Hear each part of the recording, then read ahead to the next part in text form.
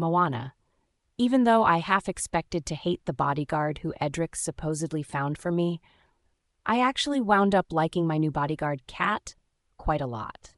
During my interview with her, I found out that she was funny and sweet, and she got along well with Ella and loved kids in general. She really seemed perfect, almost too good to be true. Although I still didn't like the idea of being followed around by a bodyguard all day, I figured that if I had to choose one, then I would choose Kat. The next morning, I returned to work with Kat and Ella by my side. The headmistress and everyone else were under the impression that Kat was just a medical aid that my doctor wanted me to keep nearby due to pregnancy complications, and I preferred to keep it that way. If news got out that the late bloomer with all of the mysterious absences from work was walking around now with an undercover bodyguard, then it would only create more of a fuss over me. I was already despised enough by most of the other teachers as it was, and I could only imagine what it would be like if they all figured out that I was being sent to work with a bodyguard because I was having crazy PTSD episodes due to the soap opera that was my life. After the first class of the day, I was already happy to have Kat there. She was actually very helpful with the classroom duties, and it took a lot of stress off of me. By the time that Ella's class came in, I was already feeling a lot better to be back at work. In fact, in between classes, I even found myself talking to Kat quite a bit, and I had to admit that it felt nice to have someone at work who I could talk to, since the other teachers seemed to collectively decide that I was a danger to be around. By the middle of Ella's class, I had almost completely forgotten about my dream and my drawings as well, and everything felt normal for a little bit. However, I quickly noticed that Ella was sitting by herself that day. Her little group of friends that she was normally stuck to like glue were sitting on the opposite side of the room, and every so often I would catch them giving her dirty looks or whispering. Ella kept her head down and just paid attention to her coloring, but I could tell that it was bothering her. The whispers and gossip that I occasionally heard about myself bothered me, but not too much. But as I saw Ella being separated from her friends and being treated like an outcast, I couldn't help but think that it was because of me. Everyone still thought that I was bad luck because I was a late bloomer, and if they thought that Ella was my biological daughter, there was no doubt in my mind that they saw her as a pariah as well, and that hurt me to my core. That night, as I tucked Ella into bed, I decided that now would be a good time to talk to her about it. After I finished reading her bedtime story, I closed the book and set it down on the bedside table before leaning over and tucking her in. "Ella, can I talk to you?" I asked gently, to which she nodded as she looked up at me with her big eyes peeking out over her blanket. I took in a deep, ragged breath, then reached out and brushed a loose strand of hair out of her face. "Is everything going okay at school? I noticed that you weren't sitting with your friends today." Ella simply shrugged. I could tell that she didn't want to talk about it, but it needed to be addressed. "You can be honest with me," I said. "If you had a fight or anything, I promise you won't get in trouble. I just want to know what's going on." Finally, Ella sighed. "Well, I guess my friends just aren't my friends anymore," she said wistfully. "That's what they told me, anyway." I felt my heart sink. "Why, love?" I asked. Ella shrugged again. "They said that I'm a weirdo who's the kid of a freak. Since first you were a human and now you're a werewolf, they say that there's something wrong with you, and something must be wrong with me too." "Oh, honey." As Ella spoke, I felt my heart shatter into a million pieces. The thing that I feared the most above all else had come true. Ella was being alienated from the other kids because of me, because they thought that I was her biological mother, and therefore that something was wrong with her. She had a chance to be a normal kid, but now it was ruined because of me. Tears came to my eyes just at the thought of it, and I bowed my head for a moment to collect myself. "I'm sorry, Ella." Ella was silent for a moment. I looked up then and was surprised to see that she didn't look sad at all. In fact, she was smiling. Suddenly, she sat up and grinned, kissing me on the cheek and wrapping her arms around my neck. "It's okay," she said, giggling.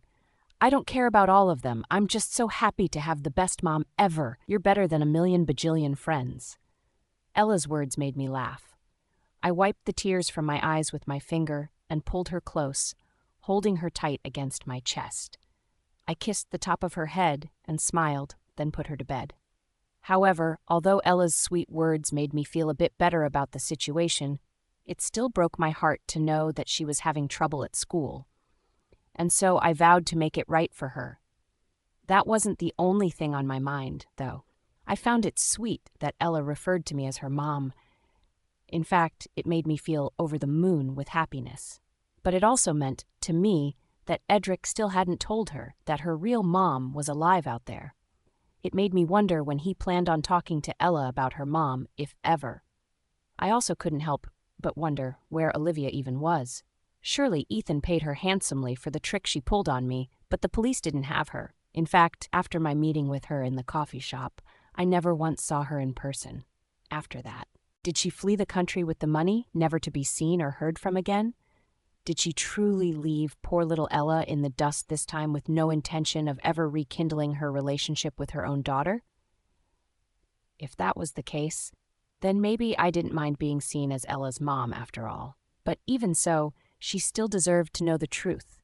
Eventually, she would figure it out one way or another. And I didn't want her to hate Edric or myself for keeping the truth from her. Moana. I decided that I couldn't let Edric go on for any longer without telling Ella the truth about her biological mother. I know that you didn't tell her everything, I said as I stood in front of him with my hands on my hips. He was standing in front of the bathroom sink in his bedroom and was brushing his teeth. With a sigh, he slowly spit out his toothpaste and then looked over at me. "What do you mean?" he asked. I could tell that he was trying to play it off like he didn't know what I was thinking about. A frown came across my face. "Don't play dumb. I know that you didn't tell Ella about her mother even though we talked about it. Are you going to tell her the truth, or do I need to? Because the longer she goes without knowing everything, the more she'll resent you when she eventually does find out." For a few long moments, the handsome alpha billionaire stared at me unblinkingly with a somewhat shocked and embarrassed expression on his face. But then that look was quickly hidden, and he shook his head and scowled slightly. I could tell that I had struck a chord by bringing it up to him, which was understandable, but was nonetheless something that we would need to work through. "I'll handle it when I'm ready," he said, brushing past me and heading into his bedroom. "Don't worry about it. I just didn't want to bombard her with too much information all at once. That's all." I sighed and followed him. His excuse made sense, but it was just that, an excuse. And it didn't matter at this point whether he bombarded Ella or not, because it was better than letting her go on for any longer. But as I sat on my side of the bed and watched him as he took his watch off and set it neatly in the spot that he always kept it on top of his dresser, and saw the way that he ran his hand through his dark hair and the way that his muscles gleamed in the lamplight, I felt myself soften a bit. "Edric, she's having trouble at school," I finally said quietly. Edric spun around and looked at me with concern across his face. "She's what?" he asked. "Is she all right? What's happening? Is she being bullied? I swear, if I find out that any of those kids are bullying her, I'll—" "Calm down," I said. "It's not that bad, and I'm sure they'll get over it eventually since they're just kids. It's just—" I paused, sighing again, and stared down at my hands in my lap to hide the tears that were threatening to pool up in my eyes. "She's being alienated because of me, because I'm a freak. And now they think that she is too, because everyone thinks that she's my biological daughter. So it's my fault, really. And I guess in a way I thought that if you told her about her real mom." Suddenly, I felt a rush of wind as Edric walked up to me, and I felt his hands firmly grasp my shoulders before I could finish. "Look at me," he demanded. I slowly looked up, blinking away my tears to see a stern expression on his handsome face. "Moana, you're not a freak. The children and the other teachers will get over your sudden change. It's just new to them. That's all." I shook my head. "But what if I am a freak?" I asked. "What if I have another episode in the middle of the classroom and I scare everyone? What if I have an episode and I never come out of it and you really do need to put me in a mental institute?" "Stop it." Edric's voice was harsh, and his hands gripped my shoulders even more tightly, almost too tightly. His eyes screamed with hatred, not for me, but for the horrible things that I just said about myself. I instantly felt like a small ant beneath his glare, and I immediately regretted it. I won't hear any more of that. You're not a freak, and everything will be okay. You've just been through a lot, and your brain is reacting in a perfectly reasonable way for someone who's been through that sort of trauma. As long as you keep seeing your therapist, everything will be okay. What if I shift? Then, I asked, what if I shift and everyone finds out that I'm the golden wolf, and then I'm not only a freak, but I'm also a hunted freak by people who hated me before I was even born? Edric stared at me for a moment with wide eyes. You don't need to worry about that, he said. I wasn't going to say anything just yet, but I might as well now. The Mother Witch's apprentices are working on a perfume to mask your scent if you shift. It'll keep you safe. My eyes went wide at Edric's words. That was comforting, but I still felt uneasy. My dreams were too vivid, and something told me that no matter what, I would see that knife in my future. I let Edric pull me in for a warm hug, but even as I felt the comforting sensation of his lips kissing my forehead, I still didn't know how much I really believed him. How reasonable was it, really, for someone to black out and draw dozens of violent pictures depicting blood and gore and a strange knife with a wolf head handle? How normal was it for someone to go into a coma for 3 days and have a dream about being stabbed repeatedly by that very knife? What if part of the symptoms of being the golden wolf entailed losing one's mind, assuming that bounty hunters didn't kill me first? When Edric pulled away, however, he was smiling. I forced a weak smile, too, if only to make him worry a little less.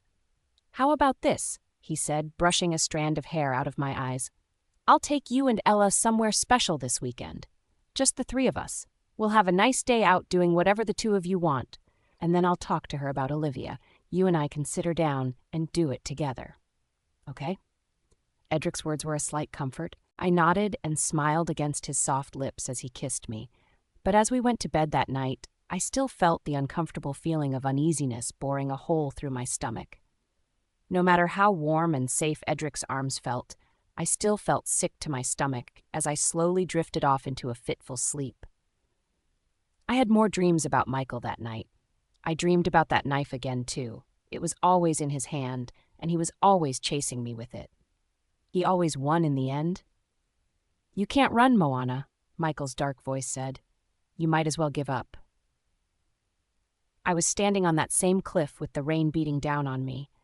Only this time, I was standing facing away from Michael, looking out over the cliff into the dark abyss below.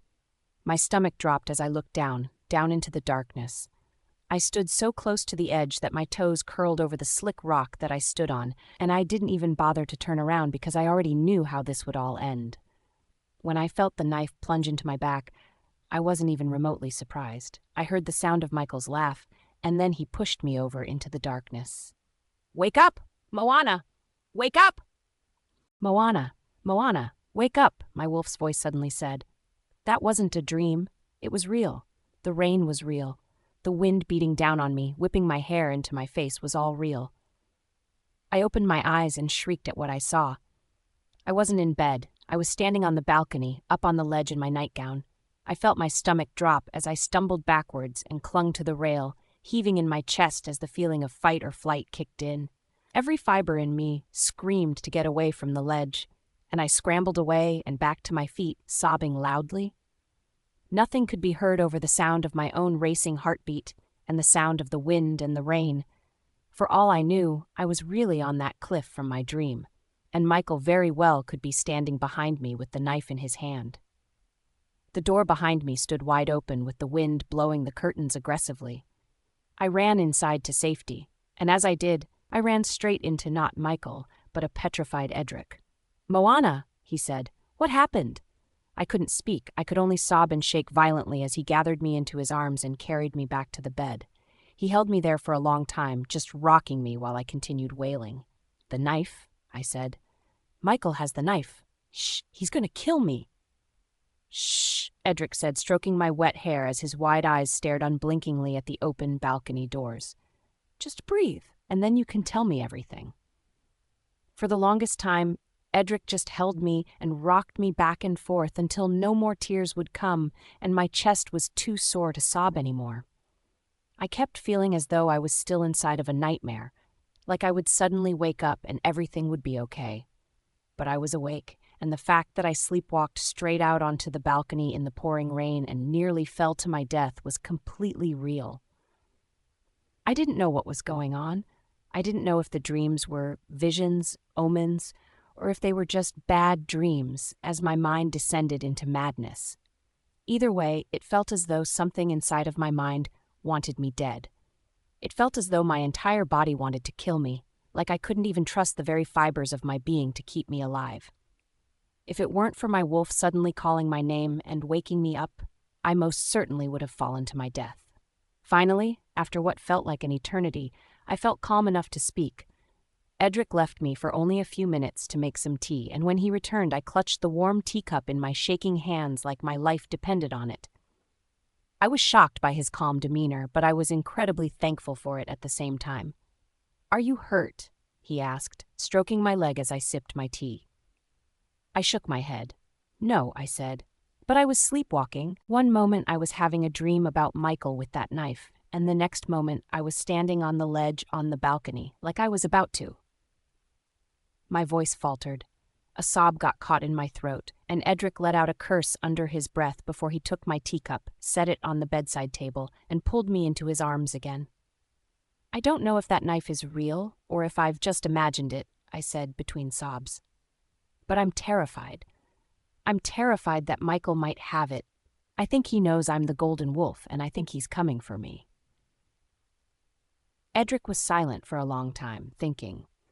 I chanced to look up at him to see that his jaw was set hard, clenching and unclenching, while his eyes burned silver. He stared coldly at the wall in front of him, as though he was almost in a trance. I half expected him to do one of two things. Either he was going to send me away to a mental hospital, or he was going to go after Michael. But thankfully, he did neither of those things. Instead, he retained his calm and collected alpha demeanor, although there was no denying the bright silver glow to his eyes. "Let's just get you to bed," he said. He set me down and then stood. He walked over to his dresser and pulled a white t-shirt out of the drawer, then handed it to me. "Put this on. Your nightgown is soaked." I nodded slowly, but as I stood to take my nightgown off, my hands shook too much. Edric let out a soft sigh and helped me, and as his hands lingered on my waist, I wished that this could be different. I wished that we could be undressing each other in a romantic way. I felt his gaze on me as I put the oversized t-shirt on, which I practically swam in once it was on all the way, then climbed into bed. He said nothing as he retrieved 2 of my sleeping pills and held them out for me. There was fear in his eyes. He didn't seem to want to let on that he was terrified, but I could tell that he was. He wasn't terrified of me, but rather he was terrified for me. And I was, too. If my dreams really were prophetic, then Michael was out there looking for a way to kill me. We had no tangible evidence to take to the police, and they wouldn't believe me anyway after the way that I passed out in the station. They would just think that I was really nuts. What if I sleepwalk again? I asked nervously as I took the pills from him. Edric just shook his head soberly. "I'll stay awake," he replied gently. "Don't worry, I'll be here to watch over you." I bit my lip as I stared down at the pills in my hand. It was comforting to know that Edric would be right by my side, watching me for the rest of the night just in case anything else happened. But at the same time, I couldn't help but wonder if I would have more nightmares, only this time I would stay in the dreams instead of waking up, due to the effect of the sleeping pills. I couldn't decide what was worse, waking up from the terrifying dreams or staying stuck in a dream where I was violently killed over and over again. I took the pills, though. I needed to sleep, if only to keep my body in one place so that I wouldn't have an episode while I was awake. And besides, I suppose that being stuck in the nightmare was better than plunging to my death off of the balcony. And as I slowly began to drift off into my artificial slumber, all I could feel was the sensation of Edric's hand wrapping around mine, and all I could see were his glowing silver eyes watching me like my guardian angel. "Edric." I was sleeping soundly when I suddenly heard Moana's screams. By the same, I jolted myself out of bed and frantically began to scramble in the direction of the balcony where the screams were coming from. She ran into my arms and nearly knocked me to the floor. She was soaking wet and completely inconsolable, repeating things about my father having a knife and killing her with it. When she finally was able to tell me everything that happened, I felt my soul practically leave my body. I didn't want to let her know how terrified I was, so I kept my calm until she was safely asleep in bed. Her sleeping pills knocked her out quickly, and as soon as I saw her chest begin to rise and fall in a steady, deep rhythm, I quickly jumped to my feet and began to pace while frantically tugging on my air. I couldn't hide my terror any longer. I had heard stories about these visions before. It was an uncommon phenomena, but it was known to happen on occasion. People who were gifted with the ability of foresight, which was an extremely rare ability to begin with, were often known to have other symptoms in the beginning, such as sleepwalking, blackout episodes, and getting hurt during those sleepwalking or blackout episodes. More often than not, if those symptoms were noticed early on, the person affected by it could wind up getting hurt and dying in their sleep.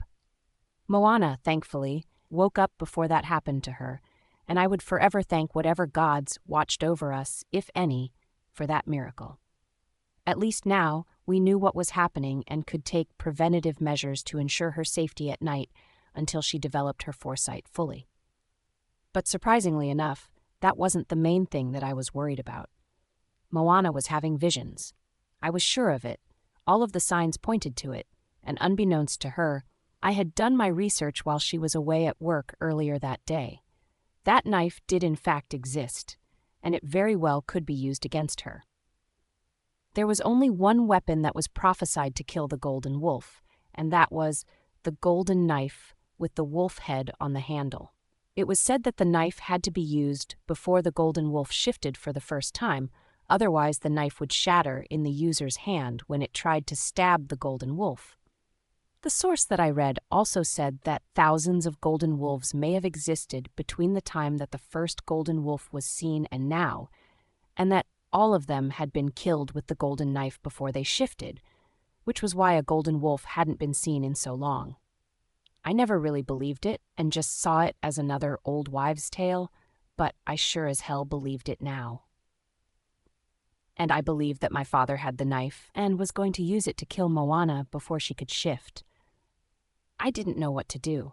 My first priority was to protect Moana and our baby as well as Ella, but I couldn't leave their side if my dad was waiting to attack. I knew that I wouldn't stand a chance against taking him down on my own either. He would gladly kill me for the sake of destroying another generation of the golden wolf. I was sure of it. My only option was to get Moana to a safe place where she could shift before my father had a chance to use the knife. Only then could she be protected.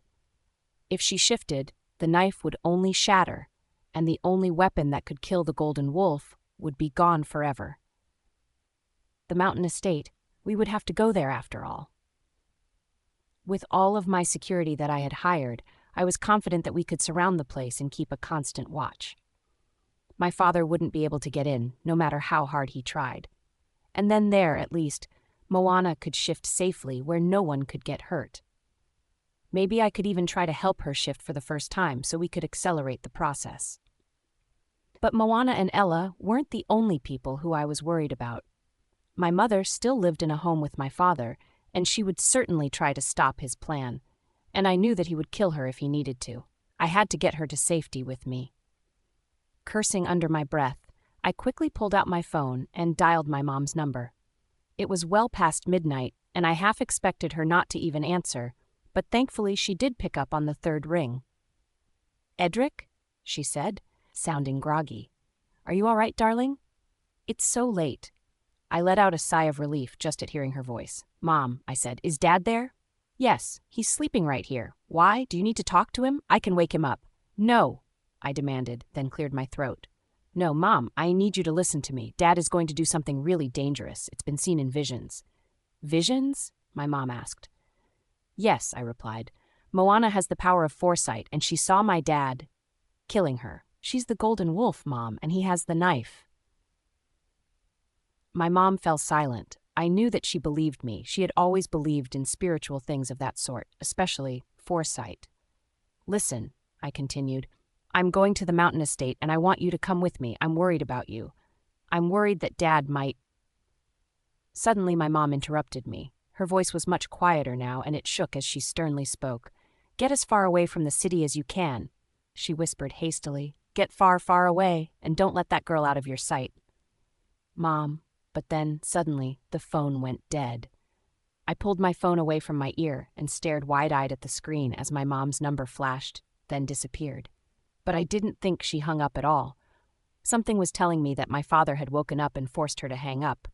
I could sense it. Something incredibly sinister was at play here. Now, more than ever, I believed that my father was up to no good. I swallowed hard as I looked over at Moana's sleeping body and watched the way that she nuzzled peacefully into the pillow as she slept thanks to the sleeping pills. At the same time, I became aware of a newfound strength emanating from her wolf. My wolf could sense it too. She was close to shifting. It could only be a day, maybe 2 now. If my father knew, and he likely did, then it only made our situation even more dire. My mom was right. I needed to get Moana to safety, far away from the city. And I needed to do it now, because there was no time left for any of us. Moana. I woke up after a night of dreamless sleep to the sound of someone rushing around the room. When I cracked open my eyes, I saw Edric pacing back and forth. He had a pile of shirts in his hand, and I watched in a state of shock as he walked over to a suitcase and quickly shoved the shirts inside. "What are you doing?" I asked, sitting up. Edric didn't even look up at me. "We have to go," was all he said. My eyes widened. "Go where?" "And we're going back to the mountain estate for real this time." As Edric spoke, I felt my heart sink. My limbs still felt too heavy from the sleeping meds to move quickly, and as I threw the covers off and swung my limp legs over the edge of the bed, it felt as though I was moving through a thick mud. "Why?" I asked. "You didn't mention that we would be leaving before. Was it because of last night?" Edric didn't answer. I watched with wide eyes as he stuffed more clothes into his suitcase. "Come help me zip this up?" he asked. I nodded slowly and walked over, then pushed down onto the top of the suitcase so he could zip it up. "Edric," I continued, "please tell me what's going on. Is it because of last night? I'll be okay, I promise. We don't need to leave." The alpha billionaire just shook his head and scurried over to the bathroom, where he began tossing toiletries into a bag. "It's not that," he said. "It's for your own safety, and that's all I'm going to say. Go get dressed. We'll get breakfast on the road." I felt my heart sink even further. "But Edric?" Suddenly, Edric spun around and glared intensely at me. His gaze wasn't mean, but it was stern, and his eyes were still glowing silver, as though he was on edge. "Just do it, Moana," he demanded. "Selena already packed your bags. Just get dressed so we can leave. Please." The desperation in Edric's voice unsettled me. I felt as though I wasn't even allowed to argue with him, and it was unfair. But even if I told him how unfair I found it to be, it didn't seem to matter anyway. Edric clearly had made up his mind, and there was no way to get around it this time. Whatever went through his head last night after I went to sleep seemed to solidify something, or maybe something else happened. I couldn't be sure. "He's not angry with you," my wolf said as I painfully made my way to my bedroom. "He's just worried. I know. It still hurts." I opened my bedroom door, and just as Edric said, Selena had already packed my things. Only a single outfit was left out for me on the bed, and a few toiletries so I could get ready for the day. Other than that, my other necessities were all packed up. Everything except my valuables and sentimental items were packed away. Like Selena was rushing to get just what I needed into my bags. In Ella's room next door, I could hear the sound of Ella whining while Selena responded in hushed tones. "But why?" Ella cried. I walked over to see her tugging on Selena's skirt with tears streaming down her cheeks. "I don't want to leave. I want to go to school." "I know," Selena replied, sounding quite defeated herself, "but we have to. It won't be forever." Ella pouted. Selena yanked her skirt away so she could continue to pack Ella's bags, and Ella, in a childish fit, plopped down on the ground and wailed loudly. Sighing, I rushed into the room and past the exhausted-looking Selena and crouched down to Ella's level. "They're making me leave." Ella wailed, sobbing loudly. I don't want to leave. As I looked at Ella, I felt my heart break just a little bit more, especially because I knew that this was my fault. Here, love, I said. I grabbed her stuffed duck off of the dresser and put it in her hands, and that seemed to calm her down a bit. We'll be together, okay? Ella nodded tearfully. I held back my own tears as I wiped hers away, and then led her to my room with me and let her sit on my bed while I got dressed so that Selena could pack up her things in peace. Clearly, Ella and I were both in the same boat of being forced to leave with no say in the matter. But I, unlike Ella, had a pretty good reason why. It certainly had something to do with my dream and my sleepwalking episode from the night before, but I knew that I wouldn't get any specifics out of Edric, and for that, I was a bit bitter toward him. The drive to the mountain estate was spent mostly in silence, with only Ella speaking up on occasion to whine about how she wanted to go home or how she needed to go potty. Edric just drove with his hands gripping the steering wheel tightly, and I could only clench my jaw and stare out the window.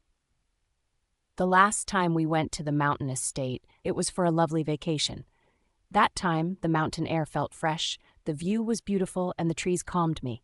However, this time it just felt like we were ascending into a prison made of stone. When we arrived, Ella sprinted inside with one of the maids on her heels to keep an eye on her. Edric immediately started unpacking the car, and I circled around to the trunk to help him. Go inside, he demanded. I was taken aback. Why? I asked. We're here now, away from the rest of the world. Why imprison me inside too? Edric didn't answer. I grimaced and reached for a bag, but he pushed my hand away and shot me a stern glare. Moana, just go inside. I felt my eyes widen. I opened my mouth to protest, but no words would come out beneath the weight of his glare. With a humph, I spun on my heel and stormed off. If Edric wanted me to stay inside when we were already separated from the rest of society, and he still wouldn't tell me why exactly all of this was happening, then he would get his wish. Only now, I wouldn't just stay inside. I would stay in my room, imprisoning myself even further. Even Kat couldn't keep up with me. I ran inside and bolted up the stairs, taking 2 at a time as I ignored her calls in the background for me to slow down. When I arrived at my room from the last time that we were here, I stepped inside and slammed the door behind me before I locked it. I plopped myself down into the chair by my window and shut out the rest of the noise in the house as I let my own anger take over. Maybe Edric just saw me as a danger to myself and to our baby after my sleepwalking episode. And if that was the case, and if he would refuse to just talk to me about it and at least keep me in the loop, then I couldn't possibly be a danger to anyone if I was just locked in my room like a prisoner. Edric, Moana, just go inside. Moana's eyes widened. She glared at me for a long moment before she took off like a bolt of lightning into the house. Maybe I was being a little too harsh when she was only trying to at least help me carry the bags inside. But the property wasn't fully secured yet, and I didn't want her standing out in the open if someone was trying to hunt her down. Maybe tomorrow, when the property was deemed safe, she could go outside with her bodyguard. But for now, she needed to be inside where it was safe. Should I go after her, Mr. Morgan? Kat asked. I nodded. You don't have to be right next to her if she doesn't want it, but at the very least, keep an eye on her whereabouts. Moana's bodyguard nodded understandingly, then took off after Moana. I sighed as I heard the echoes of Kat calling Moana's name. Of course I felt bad for suddenly ripping her away and not being specific about why we were leaving so frantically, but I had no choice. There wasn't enough time to explain everything, and I didn't even know how I would say it yet. Last night, I was almost 100% certain that my mother was forced off of the phone with my father. I didn't know if my mom knew something before I mentioned it to her, or if she was only like me and just had her own suspicions before I confirmed it for her. Either way, I took my mother's advice and got the hell out of town. Moana was on the verge of shifting. I could sense it when she was sleeping last night. Her wolf's power was starting to surge. Within a couple of days, she would certainly shift. And I was pretty sure that my dad knew that as well, and he would either come after her himself or send more rogues to get the job done. You're being too harsh on her. Selena's voice suddenly caught my attention. I let out a grunt as I pulled the bags out of the car and only cast her a brief glance over my shoulder. "She'll understand eventually," I replied. "It's for the best." Selena walked around to face me and suddenly grabbed my arm with more strength than I expected from a woman her age. "It won't be for the best if she resents you for keeping her in the dark," she insisted. "You need to talk to her." I nodded. "I will talk to her. Just not right now. If I told her earlier, she might have put up more of a fuss and insisted on staying in the penthouse. Sometimes she thinks that she's capable of more than she really is, and I just wanted to make sure that she was somewhere safe before I told her the truth." The old housekeeper didn't seem to like this. Her lips pressed themselves into a thin line, and she released her grip on my arm. I watched as she turned around to walk away, took a few steps, then stopped and turned back to face me. "Moana is more capable than you realize."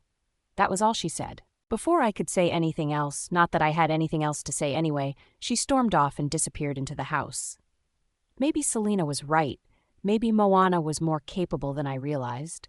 But that was a risk that I wasn't willing to take right now. It was dark out when I slowly stepped out into the back garden. The moon was out, and it was well after dinner time. Moana and Ella both refused to leave their rooms for the entire day, but I didn't really care.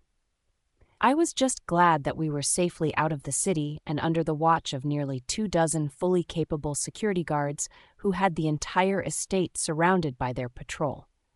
However, I wasn't fully satisfied. If I was going to be certain that Moana and my daughter were safe, then I needed to patrol as well to give myself some peace of mind. That was why I decided to shift under the moonlight and walk the entire perimeter of the estate. I let my wolf take over. Feeling myself shift was a relief, like an itch that needed to be scratched. As I took off into the woods and started making my way around the estate, I felt a sense of what almost felt like comfort taking over me. First, I made my way through the woods behind the house. I checked every nook and cranny, behind every tree, inside every hollow log, and behind every boulder. All I found were scared deer and squirrels, and the occasional raccoon. There were no rogues in sight. After that, I headed down and around to the front of the estate. I passed by a few guards on my way, also patrolling in their wolf forms, and we gave each other nods as we passed. "See anything?" I asked one guard, Darren. He shook his head. "Nothing. It's all quiet." "Good." When we left the city, I made a point to keep a couple of body doubles in the penthouse. Moana wasn't aware of this, but I had hired 2 people who looked similar to us when I hired our security guards. A girl with red hair and a tall guy with dark hair. I had them stay in the penthouse while we were gone to make it look like we were still there. Of course, they also had some guards there of their own, and they were fully armed in case my dad or some rogues tried to break in. But to me, it was a foolproof plan to keep people thinking that we never left the penthouse. Maybe then no one would know where we really were. A couple of hours later, I had fully walked the entire perimeter of the estate and found nothing. Satisfied now with my patrol, I decided to head back to the house to call it a night. Maybe, I thought to myself, Moana wouldn't hate me so much by then. I couldn't sleep without her after all.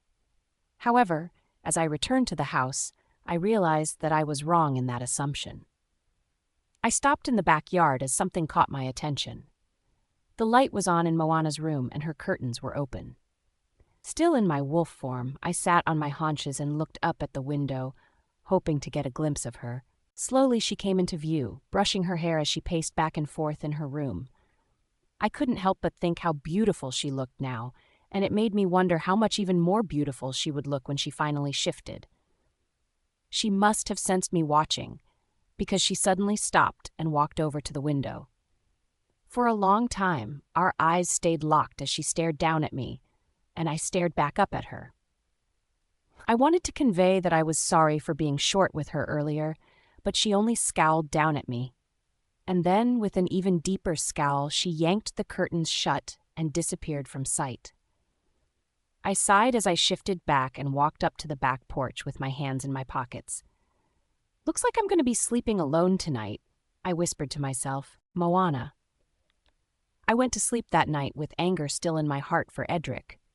When I woke up, however, that anger turned into fear.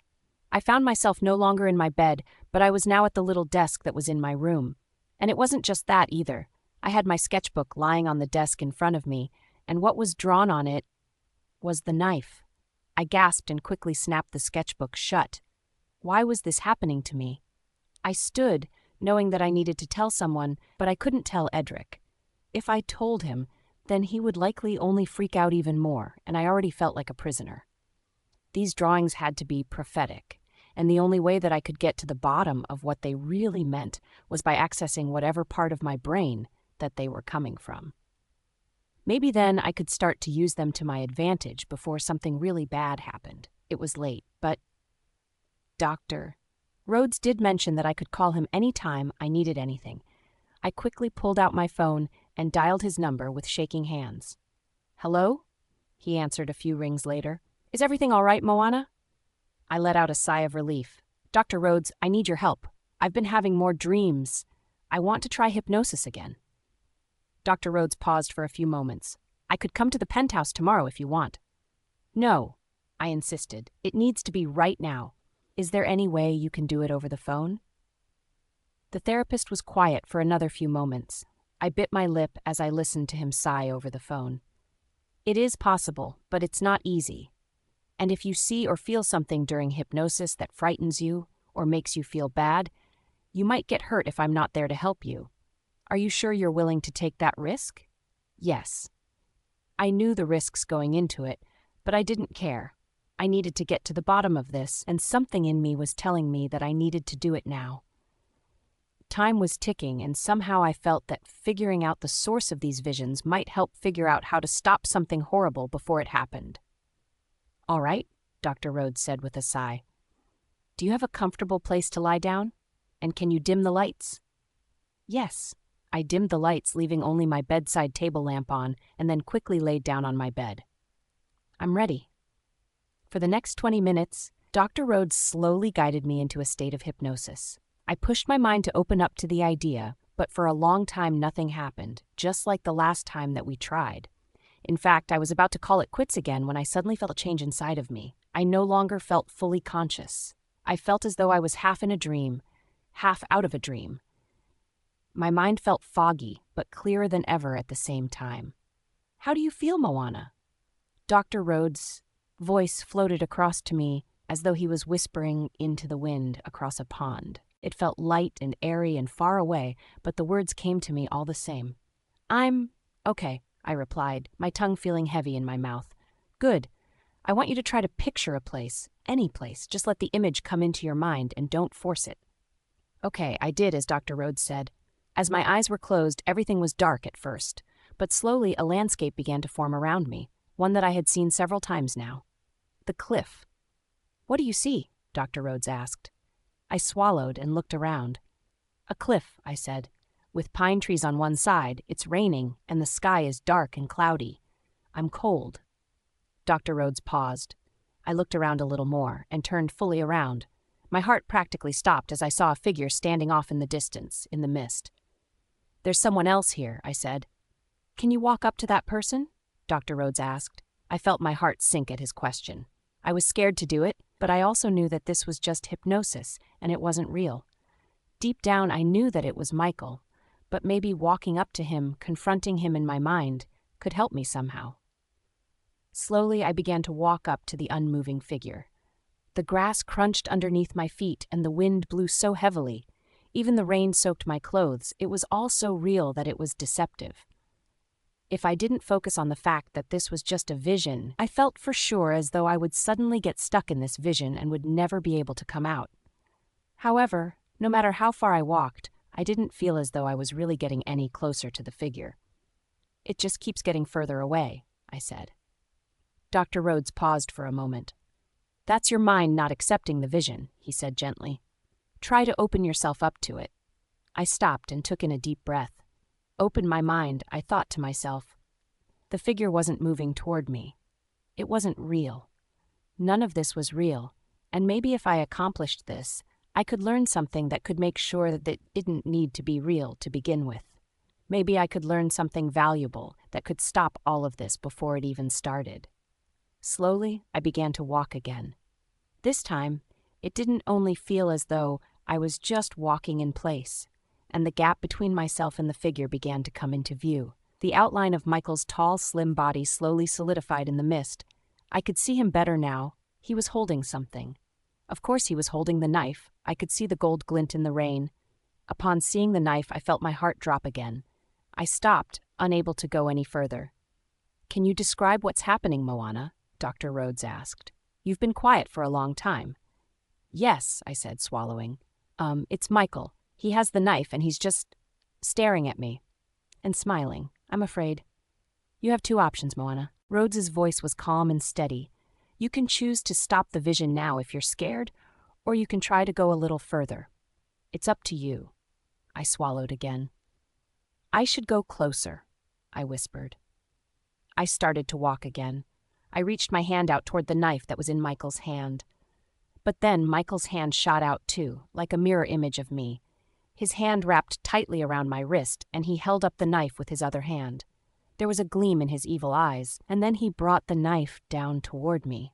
"Moana." I let out a yelp. I jolted, and then everything stopped. The rain, the wind, the grass, all of it turned back into the still, calm air of my bedroom. Michael's hand no longer gripped my wrist, and the golden glint of the knife in his hand turned into the soft amber glow of the lamp on my bedside table. "Moana?" Dr. Rhodes said, sounding concerned. "Are you there?" I quickly sat up and rubbed my eyes. "Yes," I replied. "I'm okay. It's just—" "What is it?" I shook my head. "Nothing," I lied. "Dr. Rhodes, will you be available to try again tomorrow?" The therapist paused, then cleared his throat. "Sure, you can call me anytime if you want to try again, or even if you just need to talk. Are you sure you're okay, though?" "I'm fine," I lied again, even though my hands were shaking. "Thanks, Dr. Rhodes. I'll call you tomorrow." I didn't sleep very much at all for the rest of the night. I was too nervous to try to sleep in case I sleepwalked again or had another vision. But at the same time, I also couldn't stop thinking about the vision I had during hypnosis. It wasn't really any different than my other visions. But this time, something just felt off. It almost felt as though there was something else in the mist behind Michael, another presence. Was there someone else working with him? The next morning, I woke up after getting a couple hours of sleep and awoke to the smell of bacon rising up through the house. I was hungry, and my hypnosis session with Dr. Rhodes made me temporarily forget about my anger toward Edric, so I quickly got dressed and headed downstairs to get something to eat. When I walked into the dining room, Edric and Ella were sitting at the table while Selena scurried around placing food down. "Good morning," Selena said when she saw me. "Sit down. I made breakfast." I felt Edric's eyes on me and instantly felt a little sheepish beneath his gaze. He looked at me with a stony stare in his eyes, but there was also something soft and apologetic behind it. Instantly, I started to wonder if I was too mean when I stormed off and wouldn't speak to him at all yesterday. Ella, on the other hand, was picking at her eggs with her fork. She was leaning her cheek into her hand and kept letting out loud, dramatic sighs every few seconds. "I miss school," she said. "Ella, it's Saturday," Edric chided gently. "You wouldn't be at school anyway." Ella looked up at him. He was looking down at his newspaper, as he usually did during breakfast time, and she took the opportunity to stick her tongue out at him. "Put your tongue back in your mouth. That's rude." Ella's eyes widened at the fact that her father had seen her stick her tongue out without looking at her. I had to stifle a smirk. "Well, it's still not fair," she whined. "I won't be able to go to school on Monday." Edric sighed and folded up his newspaper calmly, then set it down on the table and picked up his cup of coffee. "If you keep having an attitude, you wouldn't be able to go back to school even if we were in the city," he said, to which Ella scowled. "Besides," he gestured toward the set of open French doors behind us that led out to the patio. "Isn't it pretty here?" Ella shrugged. "I guess," she moaned, "but I still want— well, it's not always about what you want." Edric's voice was short and stern. The table fell silent. Even Selena and I froze at Edric's sudden snap. It was extremely rare that he ever was so stern with her. I opened my mouth to say something because I felt as though it was unfair for him to snap at her when he was the one who dragged her away from home to begin with, but he quickly spoke again. I'm sorry, he sighed and set his coffee cup down. That wasn't very nice of me. Darn right. I heard Selina whisper as she walked away. Edric glanced up at her but said nothing. His eyes then wandered over to me, and his gaze locked on mine for the longest time. Once again, I felt sheepish beneath the alpha billionaire's gaze. Part of me wondered if he had overheard my conversation with Dr. Rhodes the night before. If he hadn't heard it, I almost wondered if I should say something to him about it, in private, of course. But I couldn't bring myself to do it. I felt my palms start to itch with anxiety beneath the table, and I busied my hands with buttering my toast. It was also a way for me to break my gaze away from Edric, but I could feel him still looking at me nonetheless. It's okay, Ella said with a sigh, breaking the silence. I'm sorry too, Daddy. Once again, Ella was acting beyond her years. Sometimes I really did forget that she was only 8 years old. For a little while, the three of us ate in silence. The warmth of the coffee and the tasty breakfast food eased some of my worries, although I still couldn't get the image of my hypnosis session out of my mind. If my intuition was right, and if someone was working with Michael, then who could it be? Ethan and Kelly were in jail. Verona was likely not a suspect, and I trusted Edric at this point. There was no way that Selina or the maids were up to anything, either. There wasn't anyone who I could think of who could be working with Michael, and who could be an active threat anytime soon. Unless it was someone who I didn't know very well. But, no. Edric handpicked all of our security guards and had done extensive background checks on them. I trusted his judgment. Maybe I was just being paranoid. Sometimes, maybe a feeling was just a feeling and nothing else, right? At the end of our meal, Amy and Lily came and cleared the plates away. I got up and helped them, if only to have a good excuse to not sit there in front of Edric any longer. But when I stood and walked to the kitchen with 2 plates in my hands, I heard Edric clear his throat. Ella, he said, his voice gentle, can you come here, please? I heard Ella sigh, and the sound of her chair scraping against the floor as she pushed it back. I heard her footsteps, and then I peered around the corner to see Edric holding out his arms for her. She climbed into his lap, and I couldn't help but smile. Edric then took in a deep breath and looked up. He looked right at me and held my gaze for several long moments. All I saw was love in his eyes. Then he looked back down at Ella. Ella, there's something that I haven't told you, and I think you deserve to know the truth. Edric, I stayed up almost all night thinking about things. Moana was right about Ella needing to know the truth about her mother. Especially if bad things were about to happen, I felt as though I needed to finally tell her everything.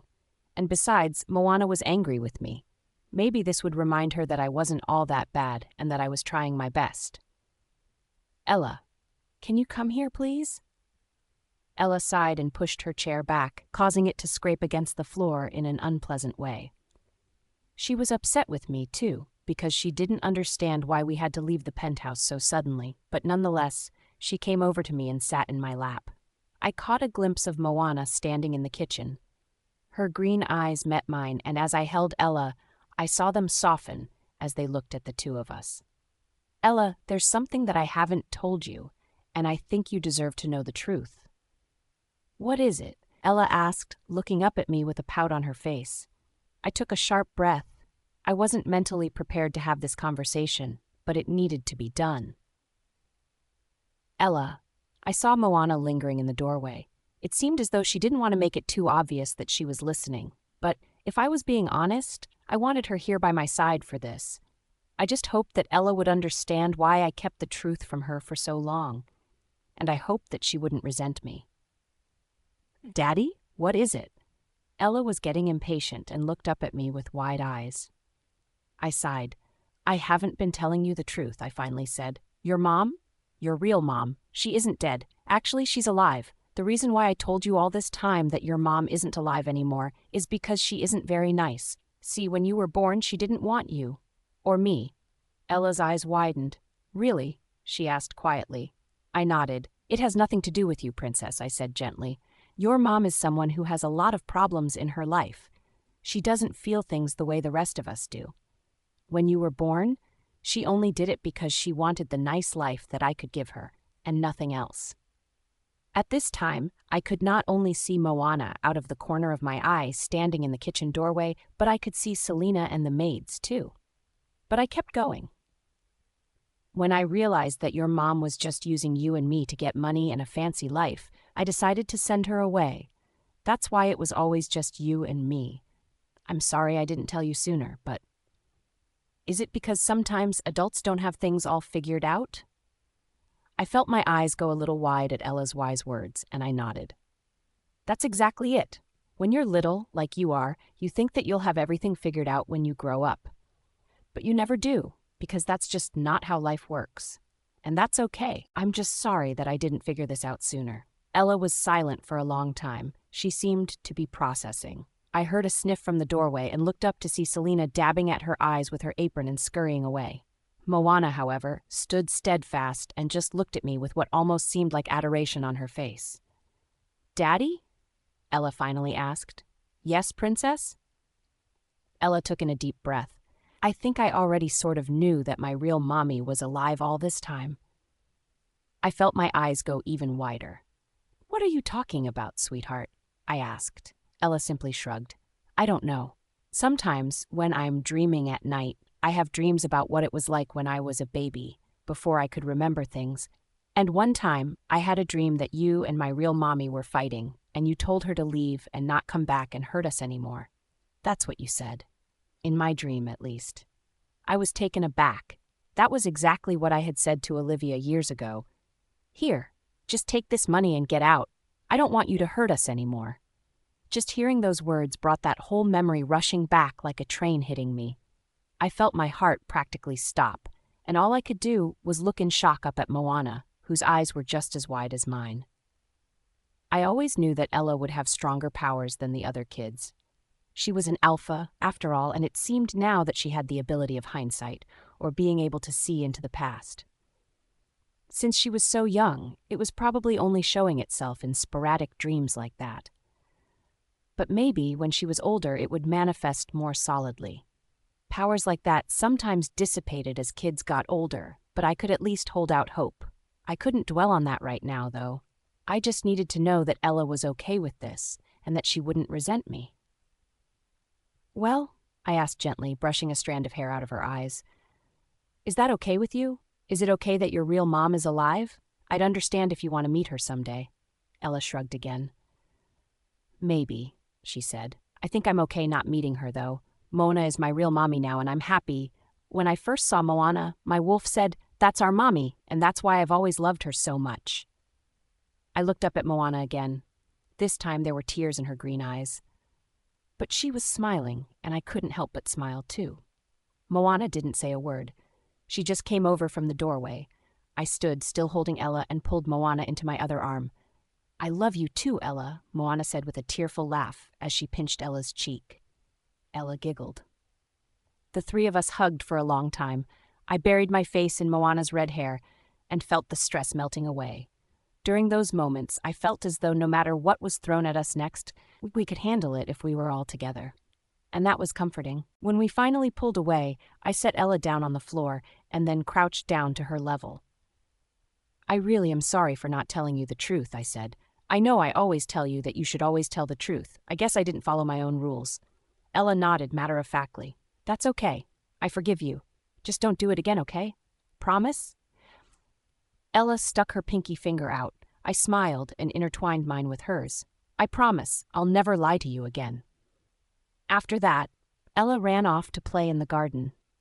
I looked up at Moana, who was now standing by the window.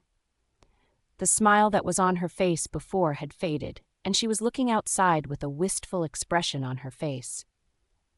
I wanted to go to her, but I wasn't sure if she was in the right mood yet. All I could do was watch her slender form as she touched her belly and sighed, looking out at the trees. Moana.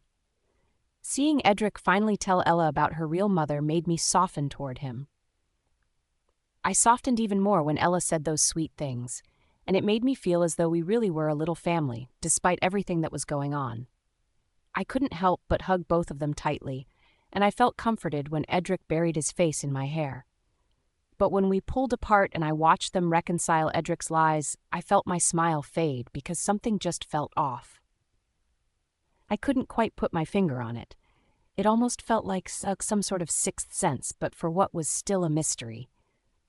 All I could do was stare wistfully out the window as I tried to rack my brain over it. Maybe I was just feeling cooped up. "Do you feel strange?" I asked Mina. "A little," she replied. I could tell that she was just as confused as I was. Some fresh air could be nice. I nodded to myself. Ella was playing outside, so why shouldn't I? I turned to Edric then, who was sitting back down at the dining room table and held my chin up. "I'd like to go for a walk if that's all right," I said. "Just by myself so I can think." Edric looked at me for a few moments. At first I thought he would say no, but I also knew that he had the entire perimeter of the estate surrounded by a constant patrol, and I knew that he went out there himself last night to check. Besides, there would be no doubt that he would have Kat follow me. "All right," he said with a slight smile. "It looks like it might rain, though. Do you need an umbrella?" I shook my head. "No. I'll be back soon." "Okay." Edric nodded and smiled again. His demeanor today was a far cry from the day before, but I wasn't complaining. Maybe a night of sleeping alone changed his attitude a bit, although I still wished that he would just tell me the exact reason behind why he suddenly dragged us up here. Without another word, I headed outside into the fresh air and took in a deep breath, inhaling the fresh mountain breeze. The air smelled like pine trees, and it was cool and misty. It was comfortable and relaxing, and I made my way toward the far end of the lawn, where the trees circled around the property. First, I walked around the sprawling gardens for a while and took in the view of the freshly pruned hedges and mossy fountains. I sensed Kat's presence from afar and decided to push my luck a bit to see how far I could go. I decided to head closer to the trees. The air in the forest was cool and inviting, and with one last look over my shoulder, I stepped into the tree line and began to walk a little bit. Of course, not even 5 minutes later, I heard the distinct sound of twigs crunching behind me. I smirked and spun around, but saw no one. "Kat, just come out," I said with a laugh, putting my hands on my hips. "I know you're there." A few moments later, the short-haired tall girl stepped out from behind a tree and walked toward me. "Sorry," she said. "Edric wants me to keep you in my sight." "If you're nearby, can I at least enjoy the forest a little bit?" I asked. "It's not often that I get to see this many trees in the city." Kat shrugged and nodded. I smiled, not at all bothered by her company, and the two of us walked a little further into the woods. The further we walked, the more I felt the air temperature drop, and soon I had to stick my hands into my pockets to keep my fingers warm. "Do you have any idea why Edric made us come here so suddenly?" I finally asked after a while. "He won't tell me anything." My bodyguard shook her head. We stopped for a moment to look up at some birds overhead that were making a bit of a racket. "Not really," she said. "As far as I know, he just gave me orders to keep watch over you, and he gave the other guards orders to keep a constant patrol going and not to let anyone onto the property. That's it." I sighed and kept walking. "So I take it if you've been keeping such a close eye on me, you probably saw that I was up at 1 o'clock in the morning last night." Kat nodded. "Yeah, I won't tell Edric." I couldn't help but smile a bit. Even though things had been hectic and aggravating lately, I was at least happy to have someone nearby who I was beginning to see as a bit of a friend. Kat and I didn't know each other terribly well yet, but I liked her. She was sweet, and I didn't mind having her around. It was nice to have a woman my age to talk to. Kat and I walked for a little while longer. We stayed within the tree line, but usually kept the house in our sight as we circled the property. Eventually, the issue of my shifting came up. "I just wish that I could shift already and get it over with," I said quietly as we walked. "It's frustrating, not feeling like I'm able to protect myself, and I think that Edric sees me as weak right now, which is even more frustrating." Kat was silent for a few moments. "I've never been in your shoes, so I can't really imagine what it's like," she finally said after a bit. We paused to step over a large fallen tree. Kat gave me her hand, as my belly was getting fairly larger at this point, and it was a bit more difficult now to keep my balance. "Honestly, I never thought I was anything but human," I said with a laugh. "So much has changed over the course of just a few months. It's crazy, And honestly, maybe I'm crazy for wanting to shift so quickly if you consider just how fast things have changed. Kat suddenly stopped and turned to face me. It's not crazy, she said. She had a thoughtful expression on her face and a hint of a smile on her lips. You know, I could help you shift sooner if you want. You could do it today, actually. Then there will be no more waiting. The bodyguard's words took me by complete surprise. I didn't know what to say. I didn't even know that it would be possible to shift any sooner. I just thought that it was something that came about naturally, and there was no real way to speed it up or slow it down once someone's wolf emerged. I thought that I was basically just a ticking time bomb at this point. Well, Kat urged. All I could do was stare at her with wide eyes. Would it really be possible to shift early, even today? Would that end all of this mess? Moana. I felt my eyes go wide at Kat's proposition. Really? I asked quietly. You could actually help me shift today? Kat nodded with a smile on her face. It's easy, she replied. You could get it over with really quickly. I could feel my wolf reacting strongly to this.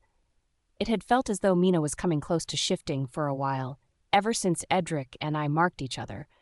But it still hadn't happened, and maybe, just maybe, shifting could finally make all of this ambiguity stop.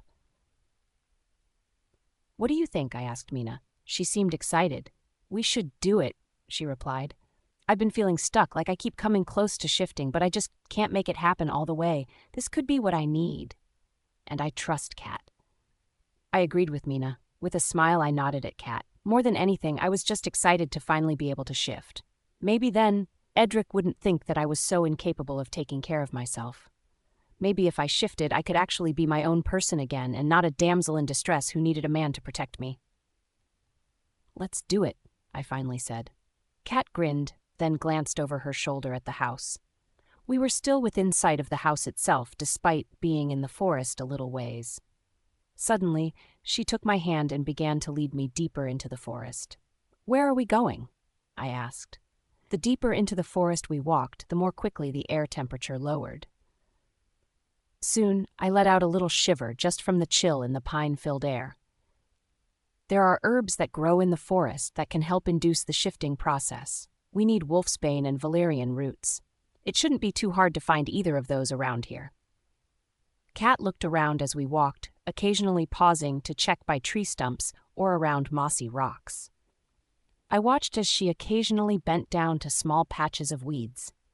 She rifled through them, inspecting the leaves and flowers as she looked for the right plants that we needed. However, pretty soon the gap in the trees where we could see the house was becoming smaller, and the house was turning into a small speck in the distance. I started to get worried that we would eventually lose our way in the woods, especially since it was getting much darker out because of the oncoming storm. I felt a bit clueless about all of this, but Kat seemed to know where she was going, and so I decided not to cause a fuss. As we kept walking further into the forest, I felt my anxiety starting to rise. The sky was darkening, and I could feel the damp sensation in the air of oncoming rain. There was almost a sort of static electricity to the air, like a thunderstorm could happen at any moment. "Are you sure we have time?" I asked, looking up at the sky as Kat let go of my hand for a moment to stoop down behind a log and pick at some weeds. "It looks like it's about to storm." As I spoke, the wind started to whip my hair around me even through the trees, which only solidified my concerns. But Kat simply shook her head and stood again. She was holding a few small flowers in her hand. They were a dark purple color, and she held them up to me with a smile. "Don't worry," she reassured me. "I already found some wolfsbane. Valerian might be a little more difficult to find, but we should be able to find some if we go just a little deeper into the forest." "Oh, okay," I replied. I felt reassured by my bodyguard's warm smile and followed her once again as she started walking down a gradual slope with the wolfsbane in her hand. She kept swiveling her head from left to right, searching. "What happens when we find the valerian?" I asked. "Do we make it into a tea or—" Kat shook her head. "You can simply ingest them, so long as you do it at the same time." "What happens after that, though?" My bodyguard stopped, then crouched down to look into a hollow tree trunk. She muttered something to herself, then stood and started walking again. After that, it should only be 5 to 10 minutes before you shift, she said. It'll be easier if you shift out here. I'll keep an eye on you, so if it gets to be too much and you lose control, you won't get lost or anything. I had to admit to myself that I felt a little nervous about all of this. I wanted Edric by my side when I shifted for the first time. It was scary to know that he wouldn't be next to me when I shifted, and when I looked up, I realized that the house was no longer in sight. By now, the rain had begun to fall. It was just a drizzle now, but I could tell from the wind in the air that it would soon get much worse. I think we should go back, Kat, I finally said, stopping. Maybe we can get the valerian tomorrow. This oncoming storm is making me uneasy, and besides, I don't want to shift without Edric here. Suddenly, Kat turned toward me with a concerned look on her face. Edric wouldn't let you shift, she said, sounding somewhat stern. He'll just make up an excuse or tell you that it's too dangerous for the baby, which it isn't, I promise. I stared at the bodyguard for a moment. She seemed genuine. Something felt amiss. But maybe it was just my nerves getting to me. Maybe she was right. Maybe Edric wouldn't let me shift, and it would only make things even worse. Come on, Moana, Kat said with a warm smile. You can trust me. I'll be right by your side the whole time, and it'll be over before you know it. Besides, I think the valerian shouldn't be too much farther now. I chewed my lip, thinking, then finally nodded. All right, I said quietly. Lead the way. Kat grinned again, then started off down the slope once more. We finally came to a small stream, and she helped me step over it, balancing on the slick, mossy rocks as we went. Once we were on the other side, she paused for a few moments and looked around, mumbling to herself. Let's see. Is it close? I asked. I almost had to shout now to be heard over the sound of the raging wind. Suddenly, Kat's smile widened. Without a word, she took off into the woods and disappeared through the trees. My jaw dropped. Kat? I called, jogging after her. Did you find it? But there was no answer. I stopped and looked around, turning in all directions. Maybe she spotted it and would be back soon. At least, that was what I told myself in order to feel better. In all actuality, I had a very bad feeling about all of this. Maybe I shouldn't have trusted Kat after all. Edric. I watched as Moana's head of red hair slowly faded into the distance. She seemed to stop and look over her shoulder before stepping into the tree line, with Kat following secretly at a distance. From where I was standing, I could still see her as she began to wander around the entrance to the forest. Just one day ago, I wouldn't have let her go out like that. But I had a constant patrol keeping watch around the entire perimeter of the property where anyone could feasibly get in. I had patrolled the whole property myself just last night, and I sent Kat along with Moana to keep an eye on her. If my father was going to try to get at Moana, it would certainly be near impossible for him to accomplish. And besides, keeping Moana cooped up would only make her more likely to be in danger. Daddy? I was suddenly snapped out of my deep thought by the sound of Ella's voice. I didn't realize it, but I must have been staring out the window for quite some time while I was stuck in my deep train of thought. Yes, Princess? I asked, turning to face her. She had a book in her hands, and she held it out to me. Her hair was messed up, and she was a bit out of breath, like she had just run inside after playing out on the lawn. Will you read me a story? Smiling, I took the book out of her hands. The cover was old and worn, with no text or design on it. I honestly had no recollection of ever seeing a book like it before and wondered where she found it, but I figured that children often had mysterious ways of exploring shelves and finding random things, so maybe it was just tucked away in a place where I forgot about it. Sure, I said. It looked like it would rain soon, so I didn't mind. Maybe by the time I finished reading to Ella, Moana would have returned from her walk, and we could do something together as a family. Ella grinned and grabbed my hand, leading me over to the armchair by the window. I sat down and let her crawl up into my lap, then wrapped my arm around her and cracked the old book open. The inside was just as dusty as the outside. Are you sure you want this one, Ella? I asked, making a face at all of the dust. We have lots of books. Ella shook her head. I want this one, she insisted, pushing her lower lip out in an irresistible pout. Please? Pretty please? I sighed and finally relented, although my fingers were already black from handling this seemingly ancient book. I flipped to the next page where the story immediately began. There was no cover page and no title to be seen anywhere. Once upon a time, I read, deciding that it wasn't worth arguing about, and that I could make something up if the story got strange. There was an old man who lived all by himself. A strange premise for a kid's book, I thought to myself, but kept reading. The old man didn't have any friends, and he didn't have any family. He never got married, and he never had children of his own. In fact, the children in the little village that he lived in were afraid of him, as they saw his worn-out old house at the end of the street as being a cursed place. "Are you sure you want me to read this, Ella?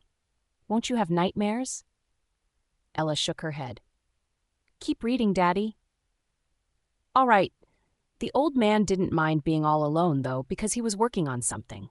You see, the old man was a skilled craftsman, and he was visited one night by a guardian spirit who told him that he had to make something very special, a golden knife with a wolf's head on the handle.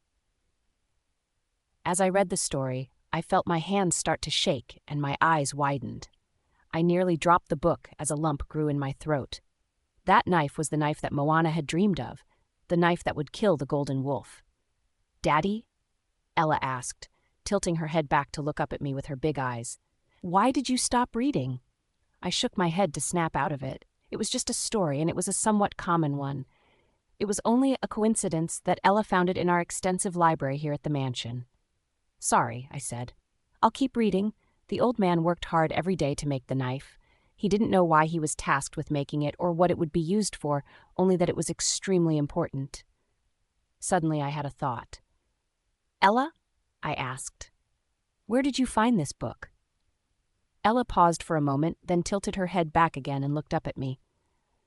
"I didn't find it," she said matter-of-factly. I furrowed my brow. "What do you mean?" I asked. "You didn't find it in the library here?" Ella shook her head. "No." Now, I just felt confused. Surely this had to be a game that she was playing. "Where did you get it, then?" I asked quietly. Ella simply shrugged. "Grandpa gave it to me." Suddenly, I snapped the book shut as my throat felt as though it would close up. "When did he give this book to you?" I asked. I didn't recall my father giving Ella any gifts recently. He never gave her anything for her birthday or Christmas. Ella seemed hesitant, but I urged her again and she finally admitted the truth. "Just now, while I was playing outside, he was behind a tree. But he told me not to tell you, so promise that you won't tell him that I didn't listen." All of a sudden, I felt my heart leap out of my chest. My father was here? How? Our patrol was airtight. There was no way that he could have gotten through without being seen. I thought that surely Ella was playing a joke on me. Without thinking, I suddenly threw the book to the floor and stood, setting Ella down on the ground. I grabbed her firmly by both shoulders and looked deep into her frightened eyes. I didn't see any hint of a joke or a prank behind her eyes. Just fear and confusion. I knew then that this was all real. This book, it wasn't just a coincidence, it was a taunt. "I'm sorry, Daddy," Ella whimpered, her lower lip quivering. "Please don't tell Grandpa that I didn't keep my promise." "Ella, I'm so glad that you didn't listen to him and you did a good job," I said, feeling my voice shake. "Did you see where he went after that?" Ella nodded slowly. What she did next horrified me to my core. She pointed out toward the forest with her small finger, where I last saw Cat and Moana walking. And when I painstakingly followed her finger and looked out into the pouring rain, my mate and her bodyguard were no longer anywhere to be seen. "Moana. Cat?" I called out. My bodyguard was nowhere to be found. One minute she was right beside me and the next she was just gone. She just took off running and didn't look back. Maybe she found the Valyrian roots, I thought to myself, although I think I knew deep down that it wasn't the case. She had left me, although I didn't know why. "Hello?" I started to jog in the direction that she ran off to. Over my head, the wind began howling more aggressively, and the sky darkened as a horrible thunderstorm began to form in the sky. No matter which way I turned, I couldn't see the mansion anywhere. And we had taken so many turns that I didn't even know where I should go to find it now. Okay. I stopped and shut my eyes for a moment, thinking. We hadn't been walking for that long. Maybe if I just got my bearings, I could find my way back to the mansion. When I opened my eyes again, I resolved to start off by heading upwards, since I remembered walking down a gradual slope. But from here, I couldn't even see where the slope began. The only marker I had nearby was the stream that we crossed, but I didn't know where to go from there. If only I had been paying attention to all of the winding twists and turns that Cat took me on. Suddenly, I heard a soft voice calling over the wind. "Moana," it called. It was Cat. I let out a sigh of relief. "Cat? Where are you?" I shouted, cupping my hands around my mouth in order to be heard better over the sound of the whistling wind. There was a silence, and then the little voice rang out again. "This way. Follow my voice." I felt immensely relieved as I began to jog in the direction of Cat's voice. I guessed that she really did find the Valerian roots, or maybe she got a little lost herself when she ran off. I trusted Cat, and Edric did a thorough background check on her. It was silly of me to think that she would just leave me in the woods like that. "Cat!" I called out again, still jogging. "Say something." Another silence. "This way." I froze. Her voice was coming from the opposite direction now. Did I somehow run past her? I whirled around and strained my eyes to see in that direction, but I couldn't see anything through the thick mist that was beginning to settle in the forest around me. "Shit," I whispered to myself. "Cat? I can't see anything." I waited again for a few moments, but heard nothing except for the sound of the wind. More rain began to fall, even harder than before, and I shivered in my thin coat as I started to get soaked. "I have a bad feeling," Mina suddenly said, her voice echoing in my mind. "I think we should just try to get home without her." I nodded to myself. Even if Cat wasn't intentionally leading me on a wild goose chase, I needed to prioritize my baby's safety. If I stayed out here for too long, anything could happen in this weather. Sighing, I pulled my hood up and began to trudge forward. But I only made it a few steps before I realized that I didn't know where I was. I cursed again under my breath as I looked around, but everything looked the same. "Okay, I have to just decide on a direction," I whispered, half to myself and half to my wolf. "At the very least, I'll wind up on a road and maybe someone driving past will find me." I swallowed and decided to go with my gut. I began walking, keeping my arms folded across my chest to hold my jacket tight against me. It was already almost entirely soaked through, though. At least I had the trees to cover me a bit, but the rain was so heavy that the trees weren't able to help much. "Mina, can you pick up a scent to get us home?" I asked out loud. My wolf fell silent for a few moments. I could sense that she was trying to pick up a trail to get home, but it wasn't working.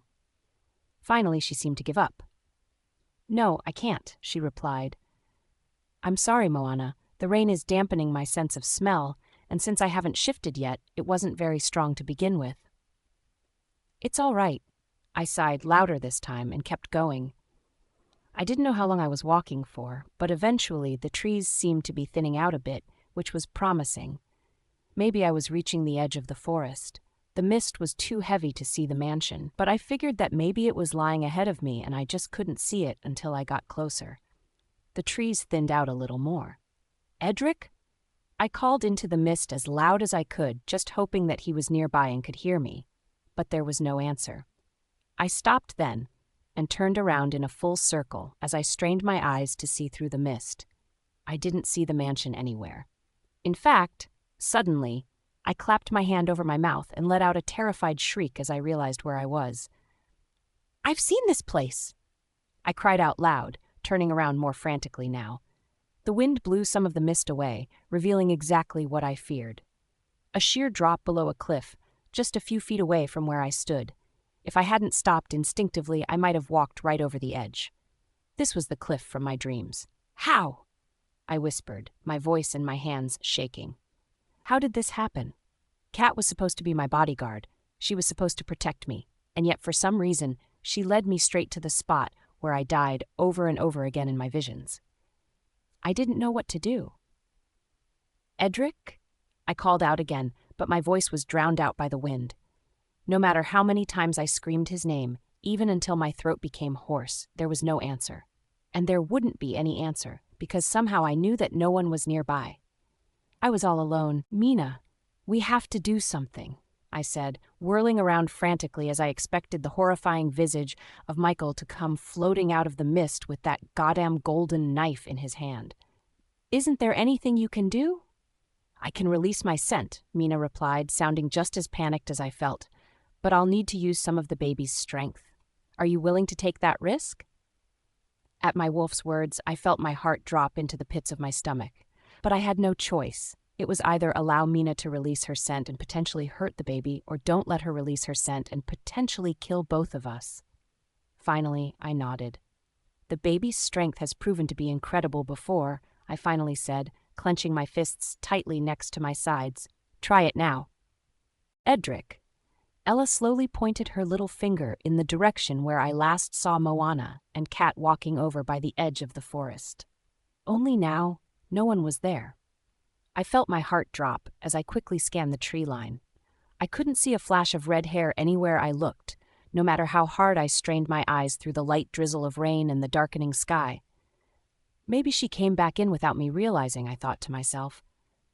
What's wrong, Daddy? Ella asked, cocking her head. I shook my head and stood, forcing a weak smile so as not to cause Ella to panic. Nothing, baby. Why don't you go up to your room and play? Ask one of the maids to stay with you. Ella gave me a puzzled look, but didn't protest. I watched in horror as she ran off to play, and then I bolted into the kitchen to look for Selena. Have you seen Moana? I asked once I found Selena bent over the sink, washing dishes. She made a face and shook her head as she wiped her hands off on her apron. I haven't seen her since she went on her walk with her bodyguard, she said, turning to face me with a frown on her face. Why? Is everything all right? I felt as though I would be sick. Call the security guards, I demanded as I grabbed my coat off of the hook. I'm going to look for her. Tell them that my father was seen on the grounds. Selena's eyes went wide, but I didn't have time to explain. Like a flash, I took off through the door and burst outside. It had begun to rain a bit by now, and the sky was rapidly darkening while howling wind roared overhead. Even if my father didn't get to Moana before I did, I still had to worry about her getting lost or hurt in the storm.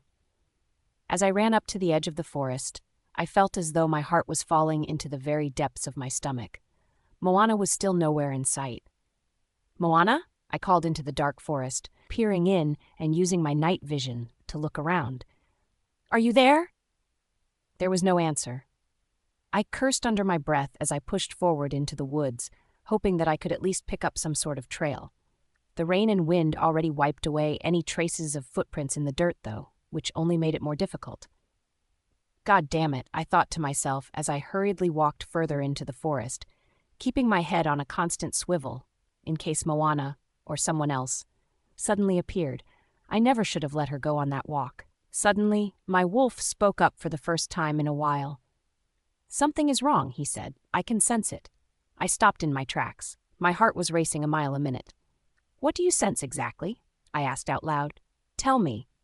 I'm not sure exactly, Eddie replied. But I can tell that she's alive and she's afraid. Maybe she got lost or... My wolf stopped speaking. I knew what he was going to suggest, that something even worse happened to her than simply getting lost. Of course, I already knew that that would be a risk. The moment that Ella said that the book she had came from my father, I knew that Moana might have been in danger. But at the very least, if Eddie could sense her fear, then at least we knew that she was alive. Now, I just had to get to her first, before my dad got to her. I quickened my pace and started to run further into the forest. Up ahead, I scanned the forest with my night vision and smelled the air for anything. Any scent, any broken twig, any footprint in the dirt. Suddenly something caught my eye, a fallen tree with moss growing on top of it. Some of the moss was broken on one spot, and it looked fresh, like someone stepped over it and tripped on it just a little bit. It was faint, but as I ran up to it and looked more closely, I could tell that it was exactly that. She's been this way, I said out loud, jumping over the log. I ran further past the log, cursing her bodyguard under my breath. Where was Kat? I gave her strict orders not to let Moana out of her sight. Unless something happened to Kat, there would be no reason for her to let Moana wander and get lost or hurt. I hated to think that something else may have happened. What if Kat wasn't as good as we thought? What if she was up to something? No, I said to myself, thinking deeply as I continued to run. It can't be. I ran for a little while longer, and finally caught something else in the path, a faint footprint in the dirt. I ran up to it and came to a skidding halt, then crouched down and touched the outline of it in the soil. It was a small footprint. It was definitely from either Moana's or Kat's boot. I stood, feeling as though I was getting closer. "Moana?" I called out as I continued to run again, this time faster. "Kat!" My voice was nearly drowned out by the sound of the wind and the rain, but I just kept yelling more and more in the hopes that they would be around somewhere. By now, the forest was almost pitch black from the darkening sky. Even though it was still only late morning, the storm was casting such dark clouds ahead that it didn't even feel like daytime. I couldn't help but imagine Moana laying motionless at the bottom of a hill, having hit her head on a rock or something after falling in this darkness. She didn't have night vision like me. I had to stop imagining such dark things. I pushed myself harder, running even faster through the woods until I came to a small stream running across the path. I stopped there, inspecting the rocks for any signs of the stream being crossed. But then, all of a sudden, as I crouched down by the stream, I picked up a scent. It was faint, but I recognized that sweet scent immediately. In an instant, I was transported back to that day at the maze, when I was searching for Moana with my blindfold on. The first time that I experienced that sweet, tantalizing scent, I didn't think much of it. But now, it was a lifeline. "Moana," I whispered. As I stood, I felt my eyes begin to glow in the darkness, and her faint scent outlined a path for me that led straight to her. Without a second thought, I let Eddie take over and I shifted. I leaped across the stream and began to follow the trail, not thinking about anything else except for one thing. I had to get to Moana now, before my father did. And if I found him with her, especially if he did anything to hurt her or our baby, I was going to kill him without a second thought. "Moana, the baby's strength has proven to be incredible before," I finally said, clenching my fists tightly next to my sides. "Try it now." After a moment of waiting, I felt my wolf's power surge ever so slightly as she released a large amount of her scent. "There," she said, sounding somewhat satisfied with herself. "I released a lot of scent, even more than before when you were in the Rogue District. If Edric is anywhere nearby, he'll certainly smell you." I felt a bit relieved, but not completely. There was still the threat of Michael coming out of that mist, just like in my dreams. And now the rain and the wind were only getting even more intense as time went on. "Kat?" I called out into the mist, hoping for a response. "Edric?" There was no answer. My quivering, scared voice was almost completely drowned out by the sound of the wind and the rain anyway. I felt so stupid for following Kat into the woods. I should have stayed up at the mansion, where it was safe. If Michael was somehow out there, at least I could be close to Edric and the other security guards. Now, I didn't even know where I was because of the thick mist that was settling around me. And yet, at the same time, all of this almost felt like fate. Like it was all some sort of grand plan to get me out here where Michael could kill me. Was this my fate as the Golden Wolf? To die at the hands of an evil man? Was this what happened to all of the golden wolves that came before me? I shivered, feeling the cold of the rain starting to seep through my clothes. My hair and my face were soaked, and I protectively rubbed my protruding belly, just hoping that if nothing else bad happened, that this cold wouldn't harm the baby. Tears started to well up in my eyes as I stared at the mist. Thankfully, not far off to the side, there was a tree standing all alone next to the cliff. I shakily made my way over to it, taking care not to slip or lose my footing, and sat down beneath the tree, where the leaves at least kept me somewhat protected from the elements. As I sat there, shivering in the cold and the rain and the wind, I thought back on my vision from the night before with Dr. Rhodes. My vision wasn't particularly any different from the others, but there was something new that I sensed. I sensed someone else in the mist, as though they were working alongside Michael. Was that Kat that I sensed? All along, was she secretly working with Michael? Was drawing me away from the mansion and lying to me, and thus getting me lost in the woods, all part of her plan? Even just thinking about it made me sick. To think that I had trusted her. And now the last image I had of her flashing through my mind was the eerie smile she gave me before she bolted off into the woods without a trace, leaving me alone and scared. I didn't know exactly how long I waited there beneath the tree, but it felt like a long time. The wind and the rain whipped at my hair and my clothes, and I shivered violently as I pulled my light jacket closer around my shoulders and drew my knees up to my chest. All the while, I felt as though I couldn't tear my eyes away from the mist. At any moment, I expected one of three people to come out of the mist: Kat, Edric, or Michael. I hoped that it was Edric, but if my visions were telling me the truth about what was to happen here, then it would likely be Michael, and I had no way to protect myself, nowhere to go, and no one could hear my screams. "Can you sense him yet?" I asked my wolf. "No," she sounded grim. "The rain is dampening my senses too much. It's the perfect storm." My wolf's words made me feel even more sick to my stomach than I already was. The perfect storm. Kat had to have lured me out here on purpose. This was their plan all along, to get me isolated in a dangerous place with no way to get help or to help myself. And now I was probably just playing into their plan by releasing my scent so that I could be easily found. I opened my mouth to tell my wolf to retract my scent out of fear that it would draw Michael to me. "Mina, I think we should," I began, but my voice faltered as I suddenly saw a dark figure materializing in the mist. My heart practically leaped out of my chest. I scrambled to my feet, holding onto the tree with one hand to steady myself as I strained my eyes to see into the mist. "Edric?" I whispered. Oh, how I hoped that it was Edric. The figure inched a little closer, like they were testing their own footing. As the figure came closer, I could see that it was a man. My spirits raised a little. It had to be Edric. The figure's frame looked too similar to Edric, and the way that the figure was walking so carefully made me think that it couldn't be Michael. "Edric," I shouted, waving my arm. "Over here." "Moana, I don't think that's a good idea." My wolf started to get agitated and bristled as the figure continued to approach. The figure froze as my voice carried across the mist.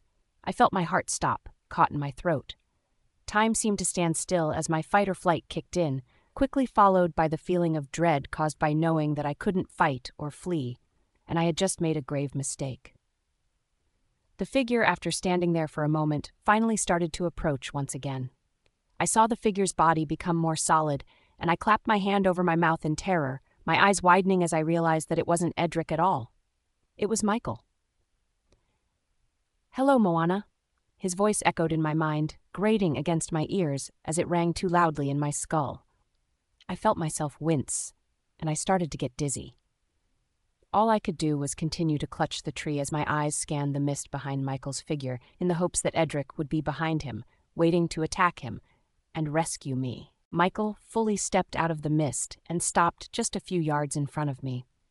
There was that same cold, twisted smile on his face from my nightmares. The way that his hair clung to his forehead from the rain, the way that his glowing eyes stared at me unblinkingly, it was all exactly like my visions. As my breath shook and my heart pounded out of my chest, my eyes slowly made their way down Michael's arm, down to his hand that hung at his side.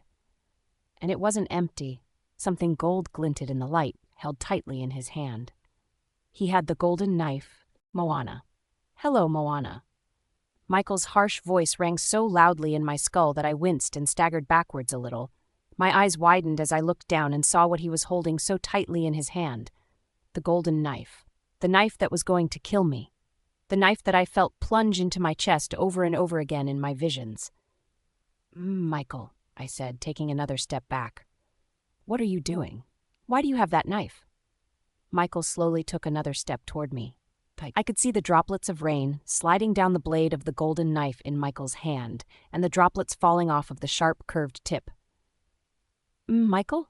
I repeated as he continued to approach. My eyes searched wildly for a way to escape, but there was no way around him, not without being able to see more than a few feet in front of me. I didn't know if anyone else was with him, or what would happen to me if I ran into the mist blindly. Michael sighed. He lifted the knife up and inspected it in the light, turning it this way and that. I could see how the golden blade glinted, how it sparkled from the rain falling on it. Everything from the wolf head on the handle to the way that the blade curved slightly was exactly the way it looked in my visions. "I don't particularly want to kill you, you know," Michael said, wiping the water off of the blade with his sleeve. I shook my head. "You don't have to," I whimpered. "So we can both walk away from here. If you want me to leave your family alone, then I will. I'll do whatever you want, so long as my baby is safe." For a few long moments, Michael just stared at me with his glowing eyes that pierced through the rain and the mist between us. I pleaded with him with my own eyes to just let me go, and all the while I begged my wolf to do something. Anything. "If Edric isn't coming, then we need to shift," I thought to my wolf. "I'm trying as hard as I can, Moana," she replied, sounding just as panicked as I felt. "But it's too hard. I feel stuck. Keep trying." Michael took another step toward me, and I felt my heart get caught in my throat. I took another step backwards, but when I glanced over my shoulder, I could see the edge of the cliff now as the wind blew the mist around, and I could see that I was dangerously close to the edge. If there was no other way out, I wondered if I should just jump. Take my death into my own hands, and at least rob Michael of the satisfaction of killing me himself. "I don't give a damn about your baby," Michael growled. "I have to kill you, just like I killed your parents. I should have killed you first, before they had the chance to hide you." My eyes widened. My parents?" I whispered. All this time, they left me on the doorstep of the orphanage because they were trying to save me. Not because they were ashamed of me. They knew about my true nature, so they did their best by hiding me amongst humans. Michael chuckled. "What, you still didn't figure it out?" he asked. "I'll admit, I didn't realize who you were the first couple of times we met. I thought you were just a human toy of my son's, another woman who trapped him with the bastard child in your belly so that you could get rich quick. But I was wrong." I shook my head. "But why?" I asked.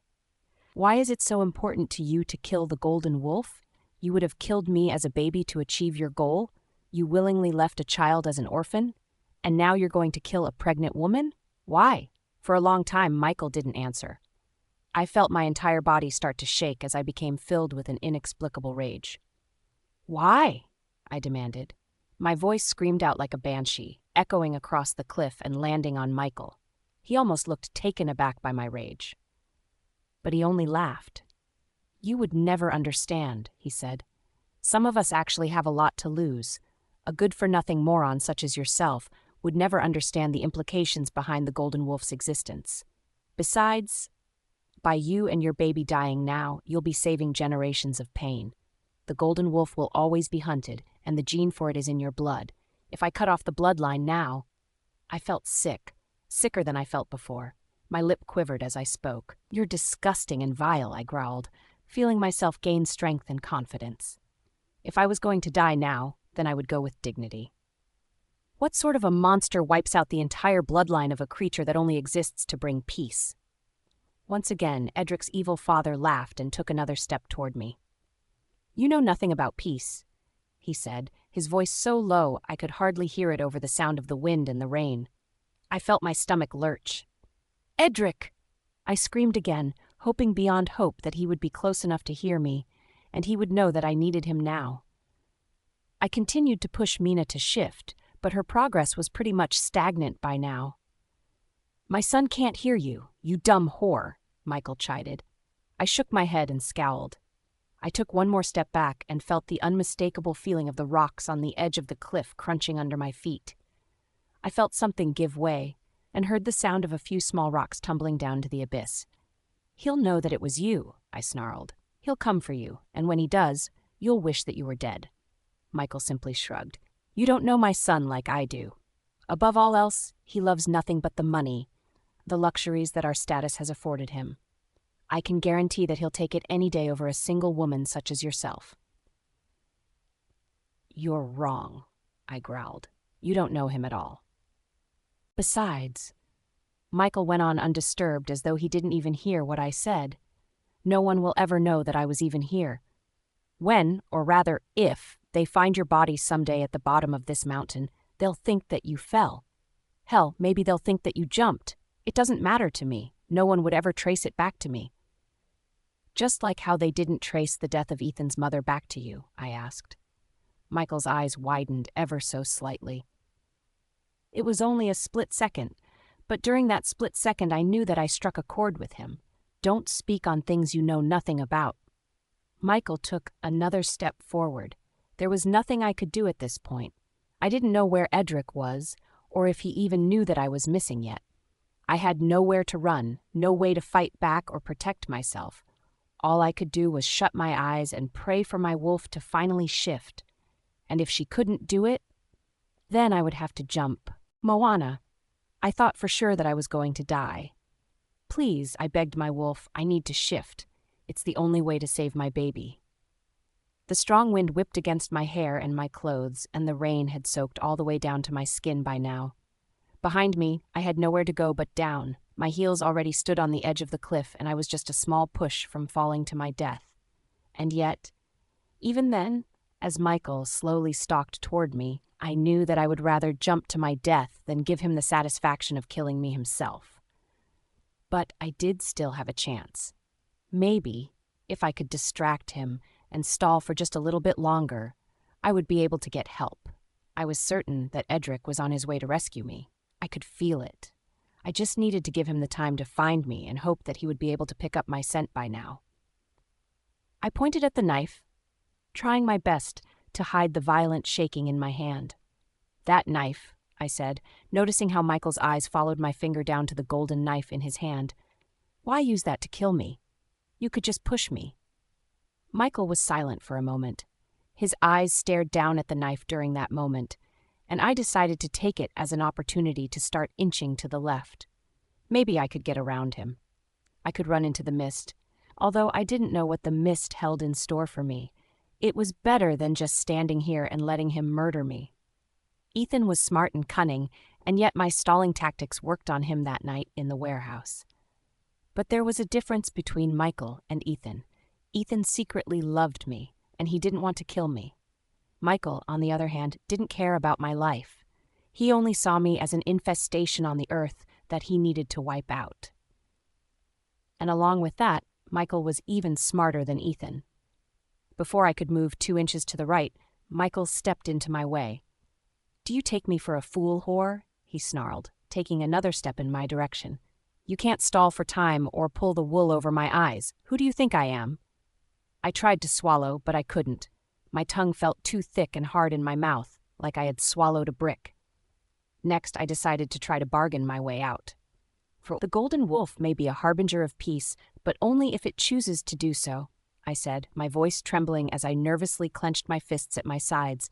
"If I promise not to get in the way of any of your plans, whatever they may be—" "Oh, shut up," Michael growled. He took another step toward me. I felt myself teeter backwards a bit, making my stomach drop. I managed to right myself. Michael took another step. Suddenly, I clenched my eyes shut and conveyed all of my fear, my pain, and my urgency to my wolf. "Mina, we need to shift. Now." Suddenly, I felt a surge of power. It was different from all of the times that I felt it before. It was stronger, more potent. I felt it course through my body as though a drug had been injected directly into my veins. It was somehow sickening and enlightening, all at the same time. "Ah! No!" I heard Michael groan. I cracked my eyes open, and they widened when I saw Michael staggering backwards, holding his arm up over his eyes to protect himself from the blinding golden light that was emanating from me. Then I felt the power surge once more. A gust of wind blew, although I was certain that it came from me and not from the storm. It knocked Michael backwards a little more, and he crouched down, trying to push against it to get close to me. At that moment, I felt my feet lift off of the ground. I had no wings, and yet some sort of ethereal force was lifting me up, holding me higher and higher above the ground until I stood above Michael's head. Suddenly, it felt as though 1,000 lifetimes of knowledge were shoved into my head, all the way from the first golden wolf to my parents. It was as though all of my ancestors who died before me stood around me, filling me with their light. I saw my parents standing in front of me. I had never seen them before, and yet I knew that they were my parents. My mom's red hair was just like mine. My dad had my smile as he looked at me. I felt tears come to my eyes as I saw their hands intertwined, and their memories floated through my mind. filling me with all of the love that they had for me before they were brutally murdered. I saw my mom and my dad dancing together in the living room of our little house on the night that I was born. My mom's belly was swollen and her water hadn't broken yet. They danced along and laughed with each other while music played on the radio. When my mom's water finally broke, my dad rushed her to the hospital. Just a few hours later, I was born. My mom held me in her arms and kissed my forehead. "You came so easily, you little thing," she whispered, touching my nose with her finger and making me smile. My dad stood over her, his cheek pressed against her head as he looked lovingly down at both of us. There were tears in his eyes, and he reached down to touch me. I wrapped my tiny little finger around his and squeezed so tight that my dad yelped and shook his hand away, and they both laughed. After that, I saw my mom sobbing, carrying the little bundle that was me as a baby up to the front door of the orphanage. She set me down on the steps and touched my face, then kissed my forehead. I wouldn't let go of her hand. My tiny little fingers were wrapped too tightly around her index finger. She reached into her pocket and pulled something out, the tooth, and with a final sob, she yanked her finger away and put the tooth in its place. I gripped the tooth so tightly and bawled as my mom ran off into the night. I saw all of this and more during just the few milliseconds that I floated there. I didn't realize that my eyes were closed until I opened them, tears streaming down my cheeks. Michael stood now in front of me, his grin widening as I lowered back toward the ground. I still hadn't shifted, but it didn't matter, because Edric was creeping up behind Michael in his wolf form. My mate had come to save me after all, and he was poised to attack Edric. I ran for a long time to try to find Moana. Because of the fierce wind and the rain, her scent got a bit jumbled and my own wolf's tracking abilities were slightly dulled. Not only that, but because of the rain there were multiple small mudslides in the forest, and more than once I found myself slipping and sliding and getting turned around on my path.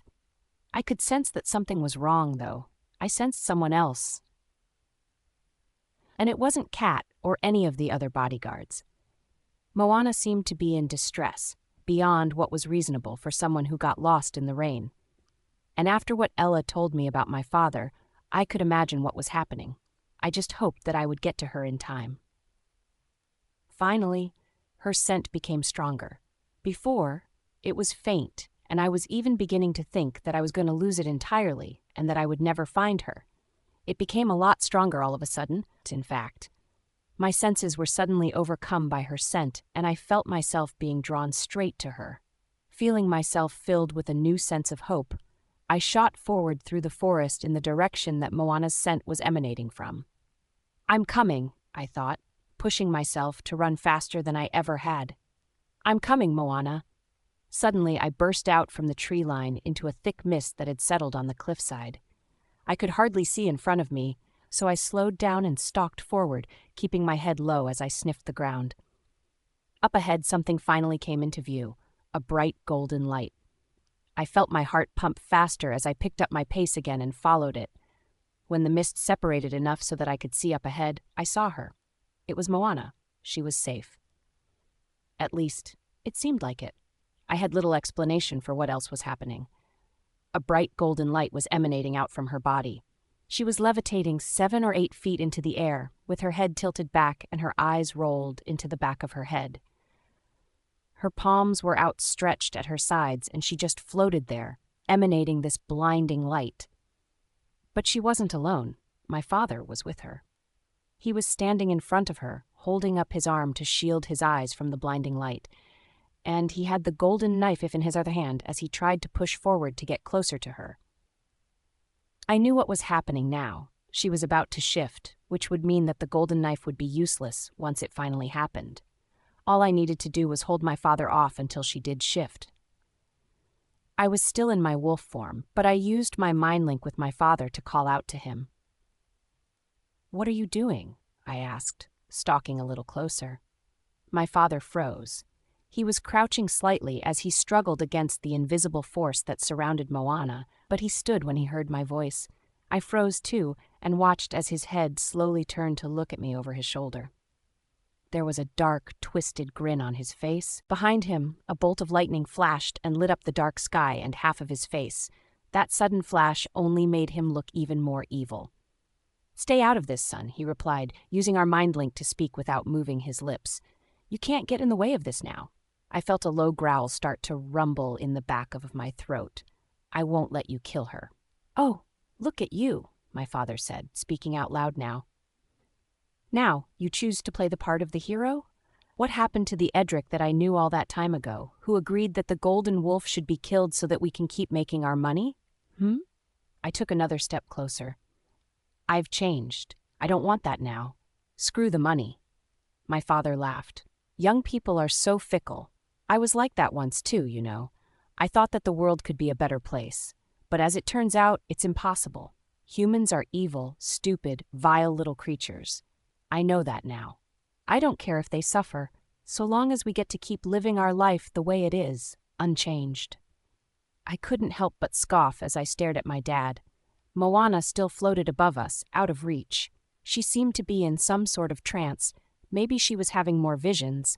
I hoped that she would stay up there until she shifted fully, and it would be hilarious to watch my dad have to deal with the fact that she shifted right in front of him, just out of his reach.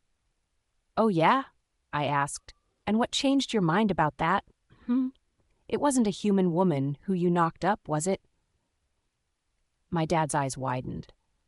Of course I knew the truth behind what happened with Ethan's mother. I'd known for years. I knew that Ethan's mother was a human. Ethan was a half-blood, although he was lucky enough to have a wolf and pass as a werewolf. But when his mother tried to take Ethan away from my father, he killed her and passed it off as a suicide. Why my dad was so interested in keeping that kid for himself, I didn't know.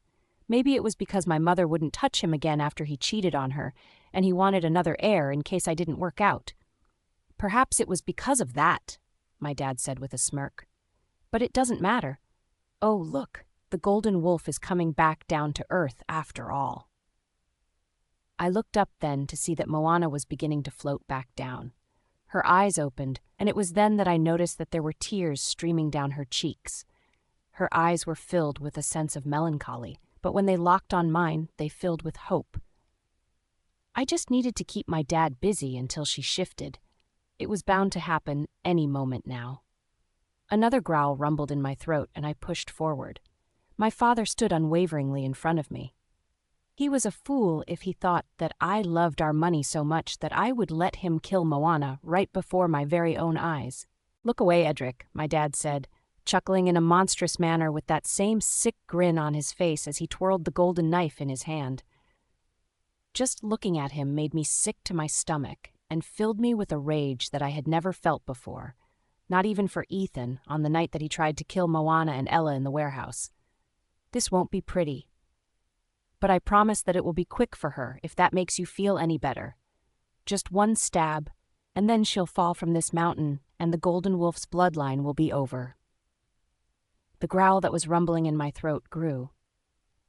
"It won't be so quick for you," I said. "Moana." I opened my eyes and started to panic as I felt myself starting to come back down. The shifting process wasn't complete, and although I could feel myself shifting a little more with each moment, I was worried that Michael would kill me before I could shift fully. However, my eyes widened as I saw Edric standing in the mist behind Michael. "Edric!" I called, feeling my heart lift at the sight of him. He came for me after all. His glowing silver eyes met mine for the briefest of moments. "Hold on," he said, his voice reverberating in my skull. "I'll buy you some time." Suddenly, as I came back down, Michael lurched forward with the knife in his hand. I shrieked as I was practically touching the ground now and held my hands up in self-defense. But Edric was too fast and dashed forward. I watched in horror as Edric grabbed Michael by the back of his shirt collar and threw him backwards. Putting himself between us, he growled and raised his hackles as he stalked closer to Michael, who was scrambling to his feet. Michael shifted next into a large gray wolf with a menacing appearance. I gasped at the sight of him. He was even bigger than Edric somehow.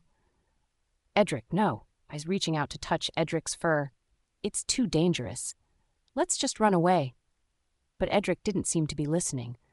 I could tell that his sights were set on taking down his father. The two wolves faced each other, snarling and pacing around in a circle. I wondered if they were saying something to each other telepathically, but I couldn't be sure. Suddenly, a sharp pain overtook my head. I yelped and fell to my knees, clutching the side of my head where the pain rang out. I was starting to shift. I could feel it. The sensation of my bones and my atoms shifting and changing made me almost sick, and I felt as though I could retch right there on the spot. While I was on the ground, I heard the snarling intensify. Edric leaped forward and collided with Michael mid-air, and all I could do was watch as they fought viciously in a flurry of teeth and claws and blood. This was so much more vicious than the fight with Ethan. Michael wanted to kill me so badly that he was willing to kill his own son. Michael's large paw made contact with Edric's neck, sending Edric skidding off to the side.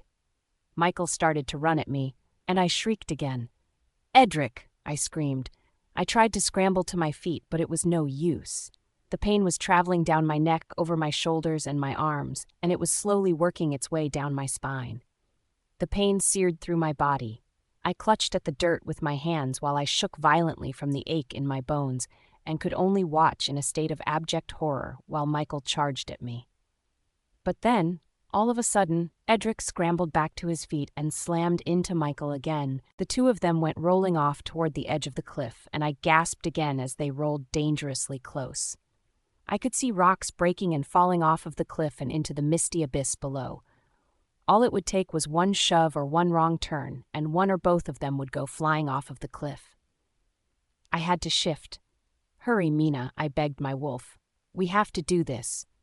She didn't respond, but I knew that she could hear my pleas. I felt another surge of power course through me, and I screamed again as another flash of pain took over my body. It was so intense that it felt as though the world was spinning around me, and I thought for sure that I would vomit. "Come on." I gritted my teeth against the pain and held the vomit down in my stomach. I heard a loud yelp, followed by a thud. I whipped my head around to see that Edric had thrown Michael backwards once more, and now they were fighting further away from the cliff's edge. Edric seemed to have the upper hand over Michael, which gave me some peace of mind. But Edric's upper hand over Michael didn't last for long. I could only watch, still in agony on the ground, as Michael clawed at Edric's throat and belly. Blood spewed out across the wet ground and mixed in with the mud. Edric yelped and howled agonizingly and fell to the ground. "Edric!" I yelled. I managed to climb to my feet and, clutching my pregnant belly, I started to hobble toward him. His fur was caked in mud, and his eyelids were fluttering. Suddenly, I saw Michael shift back into his human form. I felt another surge of excruciating pain as I saw him pick up the golden knife, and I could only fall to my knees beside Edric. I dug my fingers into Edric's fur and held him there as I watched Michael sprinting at a full clip toward me with the knife clutched tightly in his hand. "It's over now, Moana," Michael said, raising the knife above my head. "Just accept it." But I knew that I didn't need to, because I was shifting. I closed my eyes and pictured my parents there, holding my hands, and then I felt myself shift fully. My wolf's immense power surged through me. A blinding light emanated out of me, even more blinding than the one from before. At the same time, however, I felt a searing pain in my belly. An excruciating scream escaped my lips, and I doubled over, clutching at my stomach. "Please no," I whispered, pulling one hand away to see red, sticky blood coating my fingers. "My baby." No, this couldn't be real. I felt another surge of power. The light became even brighter, and I was on the ground now, and my eyelids were fluttering shut. "No," I heard Edric shout. His voice sounded so far away, like it was being carried off by the wind. I'd been stabbed. Michael got what he wanted. But something strange happened then.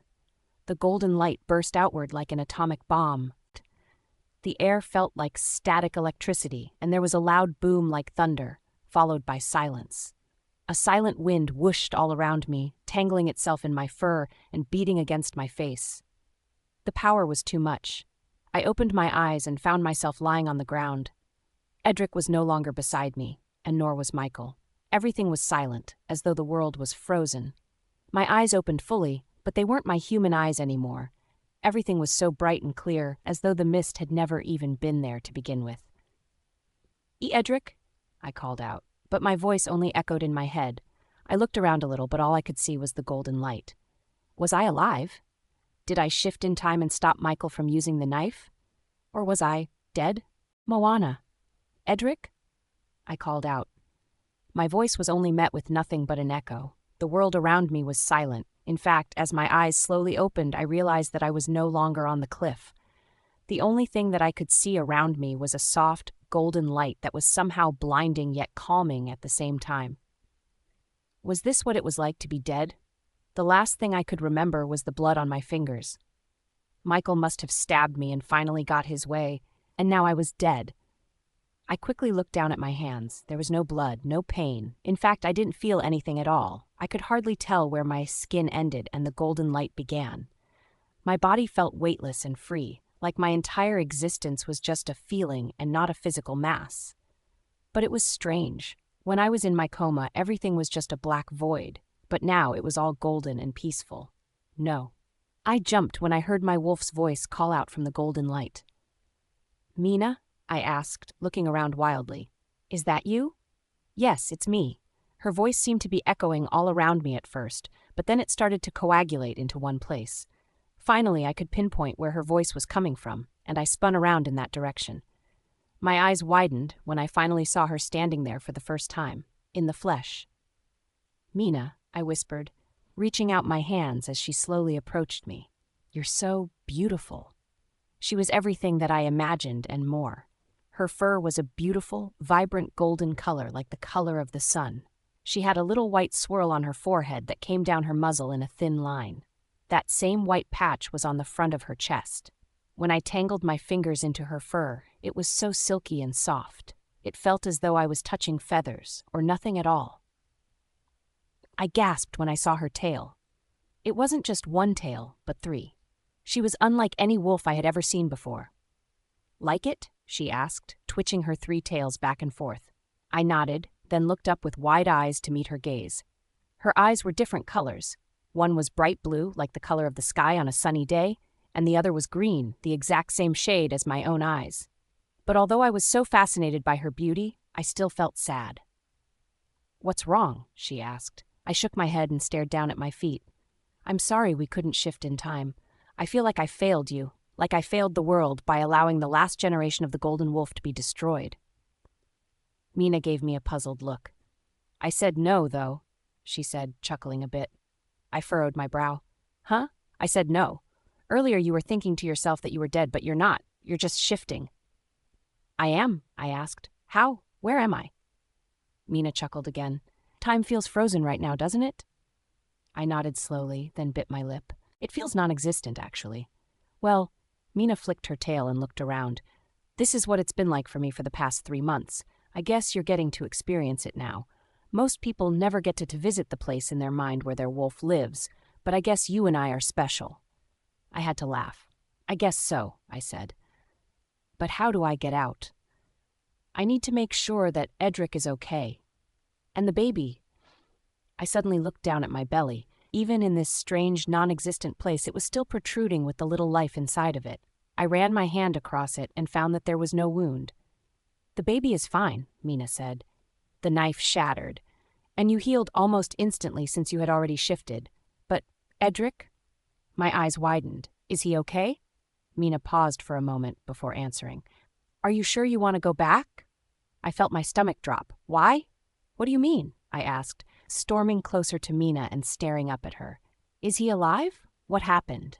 Mina simply shook her head. "I don't know, but he was incredibly close to you during your shifting process, and the knife shattered right next to him when he was already injured. There is a chance. Are you sure you would want to go back if your fated mate might not make it?" Suddenly, I felt sick. Tears welled up in my eyes, and I clamped my hand over my mouth to stifle my sob. "You're joking," I whispered. "He'll be okay. He has to be okay." Mina just stared at me and said nothing. An uncontrollable, vile scream of pain erupted from my mouth. My throat felt as though it was closing up, and everything started to blur around me. My chest caved in, and it felt as though my heart was plunging into the depths of my stomach. I couldn't imagine a life without Edric. But Ella, and my baby. "I can't just stay here," I said once I was able to speak. Even if he's gone, staying here would mean that all of it would be in vain. Mina was silent for a moment. I could take over for you, she said. It wouldn't be in vain, but you would lose your human form. But you would never have to live in a world without him. So you're suggesting I just stay here? I asked. Mina nodded slowly. Only if you want to. Only the golden wolf is capable of something like that. If the bearer of the golden wolf doesn't want to bear the burden, they can live here, in paradise. Everything else will melt away, and you'll have nothing but eternal peace. But it wouldn't be living, I said, shaking my head and taking a step back. I touched my belly instinctively and thought of the little life inside. I would be robbing not only myself of a real life, but also my baby, and Ella would never understand. So you want to go? Mina asked. Do you want to return to the real world now, even if your fated mate is dead? Without hesitation, I nodded vigorously and held my head high. I want to do everything I can, I said, blinking back my tears. Mina simply nodded. Very well, then. Suddenly, I opened my eyes. The golden light was gone. I was lying on the ground now in the grass.